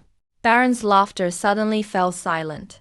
It was as if all the strength was drained from his body. He slumped onto the throne like a pile of mush and looked in despair at these two inhuman monsters. Now that the flies are cleared, I flickered, appearing instantly, less than 3 meters from Sumikyu. My murderous intent locked onto her. That's right, Sumikyu slowly turned around, letting out her full aura, like an inviolable goddess of war. Time to resolve our issues. Old perv, tonight I'll show you. The Dark Empire cannot be insulted. Before my words even finished, the two of us crashed together like two intercontinental missiles, colliding with a thunderous boom. A terrifying shockwave visible to the naked eye spread outward from us in every direction. The hard marble floor of the venue instantly cracked with spiderweb patterns. The pillars around us shattered from the shockwave. I landed a precise, vicious Asura lock, aimed right at her throat's vital spot. Sumikyu's reaction was even faster than lightning. Instead of retreating, she pressed in. Her right palm, sharp with the force of slicing through the air, drove straight toward my chest. In that flash of a second, we both sensed the deadly power in the other that could kill us. To protect ourselves, and to subdue each other, neither of us held back. We pushed our internal power and energy to their limits. Break, die. My left hand gripped her wrist tightly. The tip of the Asura blade stopped less than a centimeter from her throat, and her right hand fiercely blocked my attack. The fingertips of her other hand had already pierced the fabric of my tactical trench coat at my chest. Two opposing energies powerful enough to destroy worlds exploded violently between us, causing the most brutal blast. The violent recoil hit our faces like a sledgehammer. A cracking sound, a subtle shattering noise, echoed in the dead center of the venue. Immediately, the Asura mask twisted on my face, and on hers, the dark gold night mask symbolizing authority. Under the terror of the shockwave, both began to fracture. Boom! Both masks shattered at the same moment, turned into countless fragments, reflecting mottled rays of light under the sun, slowly fluttered to the ground. Time seemed completely frozen at that instant. I kept my posture, holding the blade to her throat, and subconsciously saw clearly the cold, decisive killer before me. The woman who could destroy a mech with a single kick. That was a flawless, stunningly beautiful face. But at this moment, that face, the once unstoppable coldness and killer instinct, like ice melting in lava, collapsed with cartoonish speed and horror, falling apart rapidly. Her pupils trembled violently, staring hard at my face. My wife, Sumikyu. Isn't she the one who can't even open a water bottle? Always cooking at home, waiting for me to return like a gentle housewife? My husband Lu Yuan, isn't he the guy who bends over for a 50-cent delivery tip? Smiling to everyone too. Beg for a 5-star review as a bottom-rung delivery guy? How could he be here? A pair of deep soul-level roars exploded in both our minds just now, like a nuclear blast simultaneously. When I saw the real face of the she-devil before me, my knife-holding hand froze in midair. My whole body felt struck by 100,000 volts. My mind went completely blank. Sumyukyu's beautiful eyes, once filled with killing intent, now opened wide like copper bells. Even her breathing completely stopped. And below us, VIPs and leaders from all the world's powers, watching the two supremes who just fought like gods, with killing intent soaring, now that the masks were shattered, were locked in an extremely awkward position, wide-eyed frozen in place. Everyone was stunned. No one knows how long passed. In the silent hall, finally someone couldn't help but gasp sharply. What the hell kind of drama is this? Looking at those two nearly pressed together faces, with WTF written all over them. All the VIPs totally lost it. Turns out while we've been terrified, killing and fighting for so many years, the whole underworld was actually run as a family business by you two? Right? The sea breeze swept over the ruins of Evil Island, raising clouds of dust. The vast central hall, so dead quiet you could hear a pin drop. Clear as day, in the reflection of my pupils, that deeply familiar, hauntingly beautiful face appeared. So familiar it couldn't be more so. In that instant, I felt my brainstem get yanked out and tied in a dead knot. What the hell is going on? Is this the wife who needs me to open a can of peaches and praises her husband sweetly? I struggled to swallow. And across from me, Sumyukyu. Her expression was 1,000 times more dramatic than mine. Her beautiful almond eyes opened perfectly round. Her mind was roaring like crazy. Collapse. Lu Yuan. How could it be my husband? This perverted old man who solves the blood ephemera formation in 3 minutes. I can't believe the humiliation is me. The one who runs errands every day just for $3. Getting yelled at by unscrupulous customers straight to my face. A bottom-tier worker who doesn't even dare to talk back. Wasn't my husband supposed to be in Hainan? Attending some food delivery platform's team-building event. How did he manage to survive the grind of my deadly prime years? Did he really toughen up just by delivering food? The two of us just stared at each other, our breaths crossing, 100,000 whys running through our heads. All the previous killing intent and hostility, the moment we saw each other's faces clearly, vanished like a punctured balloon, gone in instant, squeaky clean. In this bizarre half-minute-long stare-off, Baron, slumped on the ruins of the throne, clutching his chest, trembling, saw us both suddenly freeze. He actually thought we seriously injured each other with our inner power. Asura, Dark Empress, why did you two stop fighting? Go on, kill each other. Weren't you both trying to kill me? What? Realizing the other is too strong now. Both sides are down and out. You idiots. No one is leaving this island today. When you're both completely drained, the entire underworld will be mine. Baron's crazed laughter finally shattered the tense atmosphere between Mukyu and me. Almost at the exact same moment, we both let go of each other's grip in perfect sync. Casually, I tossed the blood-soaked Asura dagger, the one that slices through iron like mud, straight to the ground. Sumyukyu also dropped her suffocating Dark Empress aura. The next second, we both turned, moving like two perfectly synchronized machines, slowly looking over, locking our gazes, right on Baron's crazed, laughing old face. If just now, our intent to kill Baron was just trash cleanup, now the rage in our eyes is like we're ready to drag his soul out and roast it over the nightly flames. I stepped toward Baron, one step at a time. Where my voice was once rough and hoarse, now it's back to normal, but slightly trembling with fury. Do you have any idea? My wife wouldn't even dare step on an ant. Yet you sent that damn blood-red invitation. And now my delicate wife is stuck here with these Asuras where the very air reeks of death. I pointed at the wreckage of a mech on the ground, yelling furiously. What if these scraps of junk popped out and scratched even a millimeter of my wife's skin? Even dying 10,000 times wouldn't pay for that. Baron's laughter cut off suddenly, his one eye bulging out of its socket, like he just heard the wildest nonsense. Delicate. He just kicked through my biomech in one blow. And you call that delicate? Before Baron could even react, Mukyu was already in front of him in the blink of an eye. her gorgeous long legs clad in dark gold combat boots, mercilessly slammed a kick right into Baron's knee. Baron let out a miserable scream, both knees hitting the ground with a heavy crack. "You still have the nerve to yell?" Sumyukyu looked down on him from above. Her stunning face was filled with heartache and fury. "My husband works hard enough delivering food every day, just so he can buy me fresh pork ribs every morning. He braves the wind and the rain. You stupid pig, how dare you send him a challenge letter? You forced my husband to miss his company's 5-day team-building trip to Hainan. He had to come all the way to this crappy island to deal with you." Sumyukyu grew angrier as she spoke. "Do you have any idea?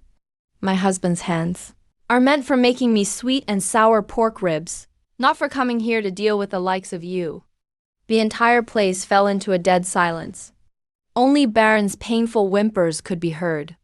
The hundreds of big shots lying in the surrounding ruins all had their faces buried deep in the dirt at this moment.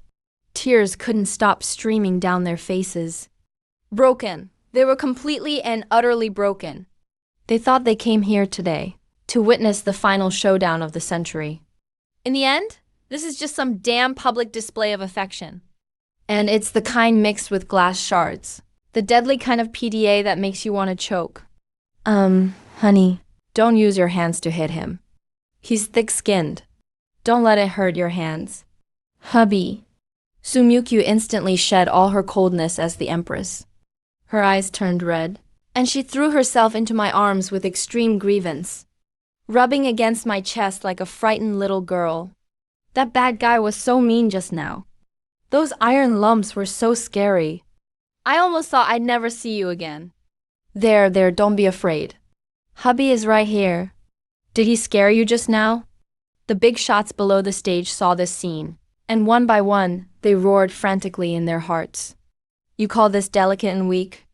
You call I am an ordinary delivery guy? Just let the world end already. Baron was now completely mentally deranged, watching us show off our love as if no one else was there. He let out a desperate wail. "I beg you, just give me a quick death." "It's not that easy to die." I glanced at him coldly. At the same time, the cold system notification in my mind finally bubbled up. Even the system seemed to carry a hint of speechlessness. Ultimate mission completed. Congratulations to the host for obtaining the passive skill, Immortal Body. Detected that the host's identity has been exposed. Original reward, Wife's Absolute Adoration, has encountered a logic conflict. System emergency correction in progress. Correction complete. Congratulations to the host for obtaining Peerless Couple. Combination skill, Wild Rush. The power of PDA increases infinitely with the level of affection. My lip twitched. This crappy system is getting more and more ridiculous. Honey, this crappy island is such an eyesore. And this old geezer scared you. We can't let him off easy. I held Sumyukyu's waist and suggested gently.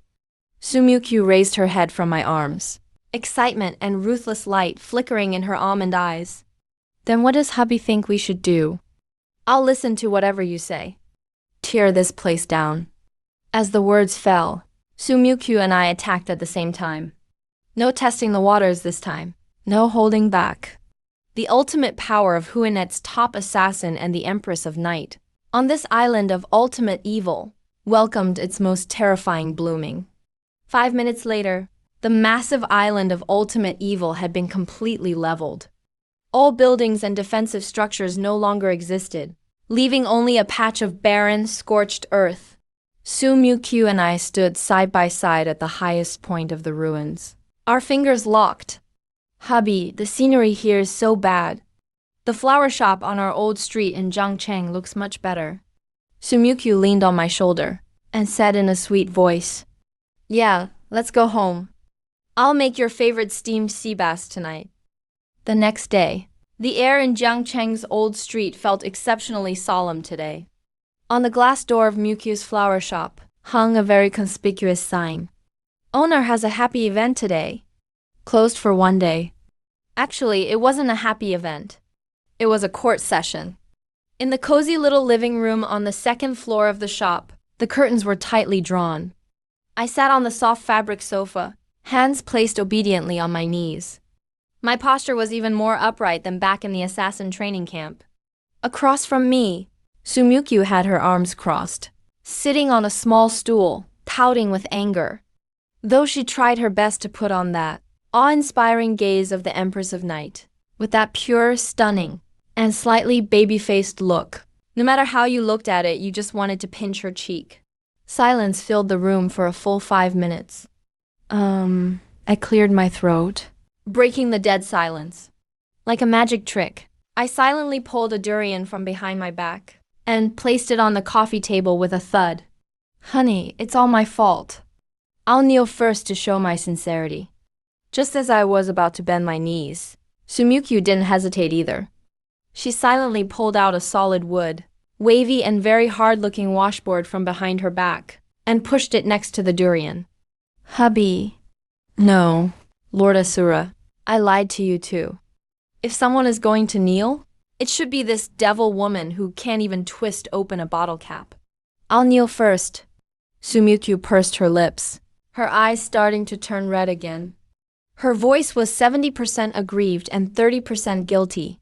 Looking at the coffee table, at these two top-tier torture instruments, that would make any married man tremble with fear, and then at each other's extremely sincere attitude of admitting fault, we held it for a few seconds, but eventually couldn't help it, and both burst out laughing simultaneously. With this laugh, the Empress's majesty and Asura's coldness instantly vanished without a trace. The heavy atmosphere in the living room immediately dissipated. Honey, let's stop fooling around. Let's have a proper heart-to-heart confession. Even though I've accepted the fact, it still feels incredibly absurd. So you're clearly allergic to pollen, and you sneeze every time you trim roses, but you open this flower shop just to cover for your identity as the ruler of 1/3 of the world's underworld. Sumikyu snuggled in my arms like a kitten. Who says an empress can't have a girlish heart? I just like planting flowers. Besides, you have a lot of nerve talking. The legendary #1 assassin of Huinet, riding a crappy electric scooter everywhere to deliver food, getting yelled at for half an hour, just because you forgot a pair of chopsticks, and having to bow and apologize for a good rating. Your hobbies are quite unique too, aren't they? My face turned red as I argued back. That's called experiencing life at the bottom. To cleanse an assassin's blood-stained soul. Besides, delivery work has flexible hours, so I can come home on time to be with you. As we recalled the recent past, how we both pretended to be weak and helpless, maintaining the persona of honest commoners, constantly overacting our parts, while secretly mobilizing thousands of troops to provide cover for each other, it was hilarious. We both fell onto the sofa, rolling with laughter. My wife is the Empress of Night. Who would dare give me a bad rating for delivery in Jiangcheng now? I'll just have my wife take her people and tear down their house. No way, my husband is Asura. From now on, if any aunties try to snatch the discounted pork ribs from me at the market again, I'll send my husband to take care of them. With our scariest identities, we chatted about the most down-to-earth family issues. That long-missed system notification chimed in my mind again for a brief moment, popping up once more with a trace of human-like exasperation. Detected. Host and wife are now completely open and honest with each other. All misunderstandings resolved. A couple united in heart can break through anything. Congratulations. Host has earned the max-level family bond reward, Ultimate Master Chef Collection. From this moment on, not only can you complete missions with the sharpest knife, but also craft Michelin 3-star radish flowers with the simplest of knives. Hearing about this reward, I was beyond thrilled. As a devoted wife lover, immortality and peerless martial arts, to me, are nothing compared to cooking a great meal for my wife. Sunlight streamed through the curtains, shining onto the warm kitchen on the second floor. At that moment, the world seemed to return to its peaceful and beautiful path, at least for a short while. No reckless underground groups would dare stir up trouble in Jiangcheng, this forbidden zone for immortals. But we all underestimated the limits of human foolishness. Right now, In a luxurious top-level business club in Beijing, a young tycoon with silver hair, dressed in a custom-made suit, was swirling a glass of red wine, listening to his men report, "Young Master Wang, the property rights for that commercial area on Jiangcheng Old Street have been checked. Just a few days ago, someone paid 2 billion to buy it outright. The owner is a female florist named Su Muqiu." The young man known as Young Master Wang curled his lips into a greedy, cold smile. "That core project of Hangsheng Real Estate. I've been eyeing it for a long time. A lucky florist must have hooked up with some nouveau rich to buy that land. Does he really think he can swallow that prime property? Prepare the car for Jiangcheng tomorrow."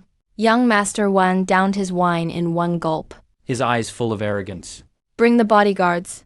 I'm taking that street, not spending a single cent." 10 a.m. I'm wearing big shorts and flip-flops, holding a cup of freshly brewed top-grade Dahongpao tea, feeling totally comfortable. Lying in a rocking chair, basking in the sun at the florist's entrance. "Hey, you sweeping the floor. I'm talking to you. Didn't you see that leaf on the steps? Sweep it clean. If the Lady Empress steps on it, I'll end you." Across from the florist, by the street, a well-built guy selling baked sweet potatoes was waving his roasting tongs, yelling at an old man in a sanitation worker's vest, cursing under his breath. "What do you know, sweet potato guy? That's called natural decoration. Besides, I'm the great Yan Luo, #2 on Huang's rankings. And you're just the second in command in black. Who are you to boss me around? Believe it or not, I'll whack your head off with a broom." The old sanitation worker shouted back, beard bristling and eyes glaring. "That's right. Ever since Muqiu and I exposed our identities to each other, our two fiercely loyal squads have totally settled in Jiangcheng, fighting over who gets the honorable role of florist security guard. This esteemed position, these once world-renowned kings of assassins, mercenary leaders and financial tycoons, almost started a fight on the outskirts of Jiangcheng. It wasn't until Muqiu and I lost our tempers that they reluctantly put on all sorts of civilian disguises and turned everything in a 500-meter radius into a fortress. Right now on this old street, the guy selling pancakes is a gold medal demolitionist from the Gray Net. The one repairing the sewers is a former Navy SEAL instructor, and even that stray dog dozing at the alley entrance has a pure gold dog tag hanging around its neck.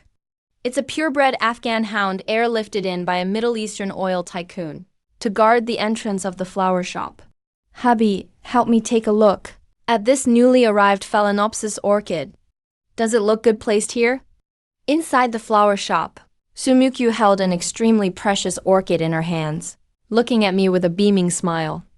"My wife looks good no matter where she places it." Just as the world felt peaceful and still, and the surrounding vendors were all frantically feasting on dog food, PDA. Asterisk vroom vroom. The arrogant roar of a supercar engine pierced the tranquility of the old street.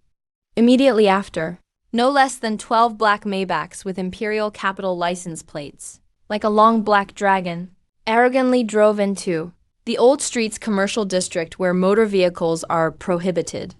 To clear the way for the convoy, several bodyguards in black suits even directly overturned a nearby stall selling candied haws. That candied haw vendor, ranked fourth in the Gray Net as the deadly poison corpse, had a murderous glint flash in his eyes. Just as he was about to make a move, he was firmly held down by the brawny man selling roasted sweet potatoes. "Calm down. Master and the Empress are still sunbathing. Don't let blood splatter and stain their eyes." The Maybach convoy stopped in front of the flower shop. The door of the extended version in the middle opened, and a silver-haired young man, wearing a custom-tailored suit, stepped out with an extremely haughty expression. he held a Cuban cigar in his hand. Followed by 4 burly bodyguards, with bulging temples, clearly experts in internal arts. Young Master Wang blew a smoke ring, and, with a look of condescending charity, scanned Su Muqiu and me. "So you're the lucky bastard, Su Muqiu, who spent 2 billion to buy this street?" Young Master Wang sneered. "You've got the looks, but it's a pity you've got no brains. This piece of land isn't something a small timer like you can swallow." Young Master Wang snapped his fingers, and the bodyguard behind him immediately pulled out a document, slamming it heavily onto the flower shop's glass table. This is a 10 million acquisition contract. Sign it, take the money, and get out of Jiang City. From now on, this street belongs to the Wang family of the imperial capital. Young Master Wang arrogantly blew another smoke ring. Don't refuse a polite offer. In China, our Wang family from the imperial capital can crush 2 bottom-tier pieces of trash like you, easier than crushing an ant. As soon as these words were spoken, the air in the entire old street suddenly fell into a deathly, eerie silence. The old man sweeping the floor, and the roasted sweet potato man who were just arguing, instantly froze their movements. The auntie selling pancakes didn't even realize she had crushed the egg in her hand.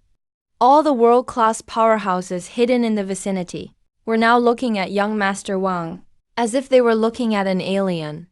Crushing Asura and the Night Empress is easier than crushing an ant? Did this kid forget his meds this morning? Or does he think his family's grave isn't full enough and is rushing to be reincarnated? Hubby, he just said he's going to crush us. Su Mukyu tilted her head, an extremely dangerous glimmer flashing in her peach blossom eyes. Wife, don't be angry. An idiot with no brains like this probably escaped from some mental asylum. I soothingly patted the back of Mukyu's hand, and the system's prompt rang in my mind right on cue. Rare top-tier clown detected seeking death. Host, please choose. Option 1. Personally slap him into a pulp. Reward. Upgrade Asura's murderous aura. Option 2. Continue drinking tea and watch the show. Let the nearby security personnel teach him a lesson. Reward. 1 pound of out-of-print Dahampao martial arts tea. For my wife's good mood, I chose option 2 without hesitation. The sun is so nice today. I really don't want to get my hands dirty for an idiot. I say, you guys. I picked up my teacup and gestured toward the sweet potato man and the sweeping old man across the street, lifting my chin. Someone is trying to collect protection money at our shop entrance. Are you security guards? Just going to sit there and watch? Upon hearing my words, that group of world-class elites, who had been holding back their rage, had their eyes instantly light up like hungry wolves. The master has spoken. This is a once-in-a-lifetime chance to show off. Where did this little brat come from? How dare you cause trouble at the master's shop entrance? The man selling roasted sweet potatoes, known as Heavenly King A2, directly grabbed a red-hot iron fire poker and charged over like a tiger descending a mountain. Tear his mouth apart for me. The sweeping old man, Grey Nets No. 2, Yama, was not to be outdone. The large broom in his hand tore through the air with a sonic boom, aiming straight for young Master Wang's face. Insolent! How dare you be rude to young Master Wang? The 4 Guwu bodyguards behind him were enraged, immediately erupting with internal energy to meet the attack. Asterisk bang crack. In just one encounter, those 4 top-tier bodyguards, who were invincible in the imperial capital's underground, were sent flying with agonizing screams as if hit by a speeding dump truck. Asterisk thud. Asterisk. What? Young Master Wang was so terrified his cigar fell to the ground. His face turned pale instantly. Before he could even retreat, the roasted sweet potato man had already grabbed him by the neck, lifting him into the air like a little chick. Let me go. I am the heir to the Wang family in the imperial capital. If you dare touch me, the Wang family will make you die. Die without a place to be buried. The imperial capital's Wang family. At that moment, a gardener in a suit near the flower shop, who was trimming the lawn, stood up. He pushed up his gold-rimmed glasses, took out a sci-fi-looking miniature tablet, and sneered. China's imperial capital Wang Group. Market value, approximately 30 billion RMB. Mainly deals in real estate and import-export trade. Right? Well, I'm sorry. In just the last minute, all of your Wang family's overseas accounts have been completely frozen by the financial department of the Night Empire. Bullshit, that's impossible. Young Master Wang screamed hysterically, frantically taking out his phone to call his father.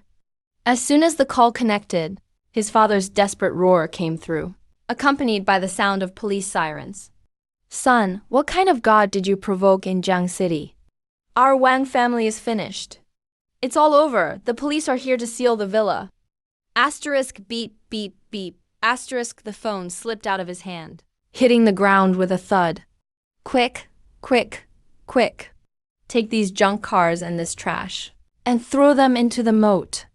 Don't let them disturb the master and empress's sunbathing. Without needing orders from Su Mukyu or me, within a short 10 seconds, this group of extremely agile world-class assassins and mercenaries cleared out the 12 Maybachs in Wang Xiao's group, packing them up like garbage until everything was spotless. Master, Empress, the trash has been cleared. Do you have any further instructions? A crowd combined could shake half the world's economy and military might, stood in a straight line and bowed to us at a 90-degree angle. Their faces were full of fawning smiles, eager for praise.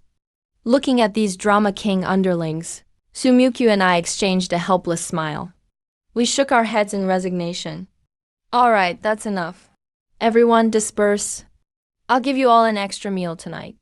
I waved my hand. Thank you, young master. Thank you, Empress.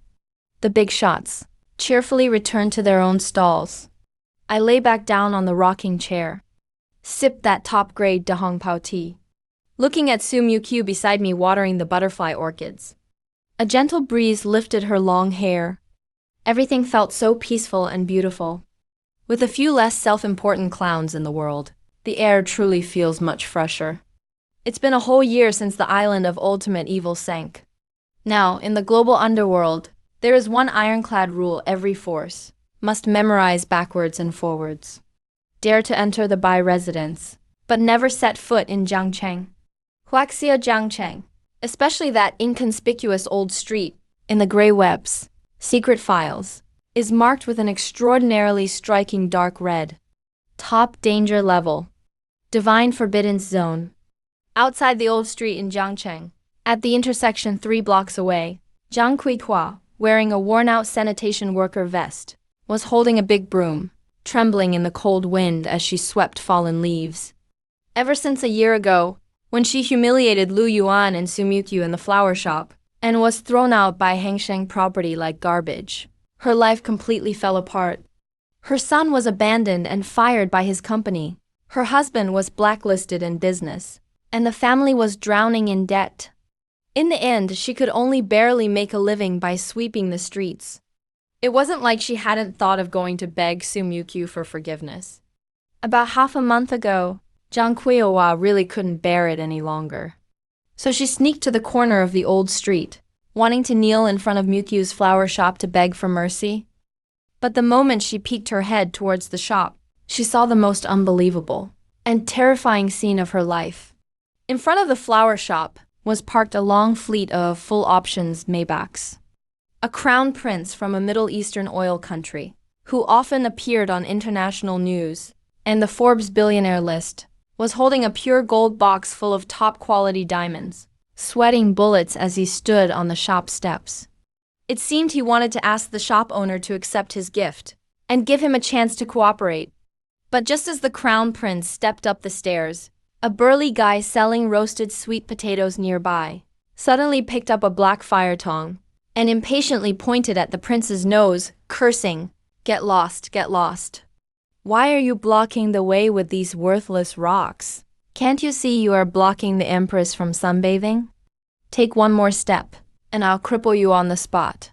What made Zhang Kuihua's scalp tingle even more was the ultra-wealthy Middle Eastern crown prince not only didn't get mad, but bowed and apologized repeatedly as if he was some lowly servant.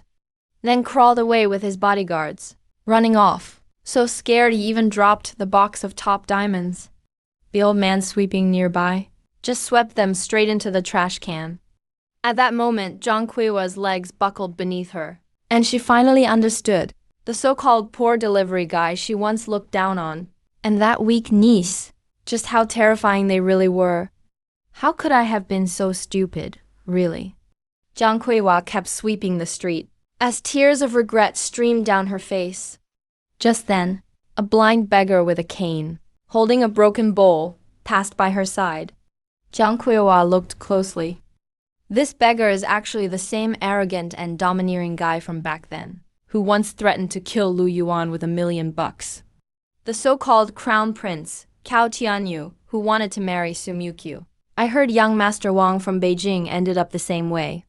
Rumor has it, the two of them teamed up here as the begging duo. 300 meters underground in Zhangcheng, inside a $1 billion joint tactical fortress. This is the highest level security command center. After the merger of the Hui King and the Night Empire, they have only one main job: to ensure the absolute safety and daily operations of the old street and the florist within a 500-meter radius. Right now, in the lecture hall of the new recruits training camp, sit 200 top elite soldiers who fought their way out from hell camp all over the world. On the podium stands Shadow One, the chief sniper of the Night Empire, and Yan Luo, the number 2 assassin on the gray net, both looking deadly serious in front of the blackboard. Welcome to the domain of the gods, rookies. Yan Luo slammed the blackboard hard with a pointer. I know you are all kings of soldiers out there, top assassins, but in here, you're not even as good as a dog. To stop you morons from accidentally pissing off either one of those absolute beings and causing them to tear up the world as a couple, the following 3 ironclad rules about Jiangcheng Old Street must be carved into your minds. The new recruits sat up straight and held their breath. Iron rule number 1. Shadow One turned on a slideshow with a cold face. On the screen appeared a faded yellow food delivery uniform. See this uniform? This is no ordinary delivery outfit. This is the cloak of death. Every noon and evening, Master Asura puts it on to experience life outside. Your mission is to hack the entire city's traffic system. And as soon as Master's e-bike passes by, all the traffic lights must be green. If Master's delayed by 1 minute due to traffic, and the soup spills, then you better be ready to die as an apology. The new recruits below gasped sharply, getting the world's top hacker team just to control traffic lights for a food delivery run. Iron rule number 2. Yan Luo picked up the lesson. The screen switched to a delicate photo of Su Mukyu, holding a can. Her Majesty the Empress cares a lot about appearing delicate and weak in front of Master Asura. So if in the shop, the Empress says she can't open a jar herself, can't lift a flower pot, or screams at the sight of a cockroach, a clueless new recruit raised his hand to answer. Reporting, sir. We should immediately rush up and help Her Majesty open the jar, kill the cockroach, and show our loyalty. Yan Luo hurled a piece of chalk at the recruit's forehead. Are you fucking trying to die? Don't drag us down with you. Last month, some idiot from the 2nd Assassin Division actually did that. He beat Master Asura to it, opening a can of yellow peaches for the Empress. And what happened? Master Asura felt he stole his moment to shine, and the Empress thought he ruined her delicate persona. That idiot is still fighting lions on the African savannah.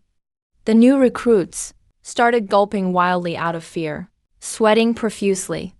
Remember, in that situation, you must immediately become blind and deaf, and let Master Asura take the stage. Anyone sticking their nose in. I'll be the first to shoot him. Iron rule number 3, and this is the most important one. Shadow One took a deep breath, his expression turning utterly terrified.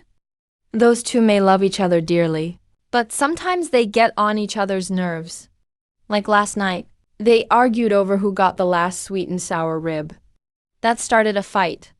At those times, no matter what happens, you absolutely must not initiate battle mode. The recruits looked at each other. Sir, what if they really start fighting? That could destroy the whole world. If they fight, Yan Luo gave a bitter smile and pressed play on the podium's video player, triggering a video, a top-secret surveillance tape from the shop's living room last night. On camera, the legendary Master Asura pulled a durian from under the couch and just instantly knelt on it like silk. Honey, I'm sorry. You can have all the ribs. Tomorrow I'll buy 20 more pounds and make them just for you. On screen, Master Asura was humbled and groveling, while 200 top killers watched the tape, staring at the monitor. Their worldview shattered into pieces. The number one assassin on the Hui net is actually kneeling on Durian. Get it now? Shadow 1 turned off the video and sighed. That's not a world war. That's just flirting. If we dare butt in, even if you so much as breathe too loud, you'll be obliterated instantly as a punching bag. So our ultimate mission is not to fight, but to protect their absurd and over-the-top, yet disgustingly sweet ordinary days at all cost. Understood? All 200 new recruits snapped to attention and shouted at the top of their lungs. Yes, sir. We swear to protect Master's yellow peach cans and sweet and sour ribs. Meanwhile, 300 meters above their heads, in the flower shop, I was humming a tune, patrolling the shop with a fly swatter in hand, while Mukyu lay on the counter daydreaming as she watched me. This city is still peaceful today,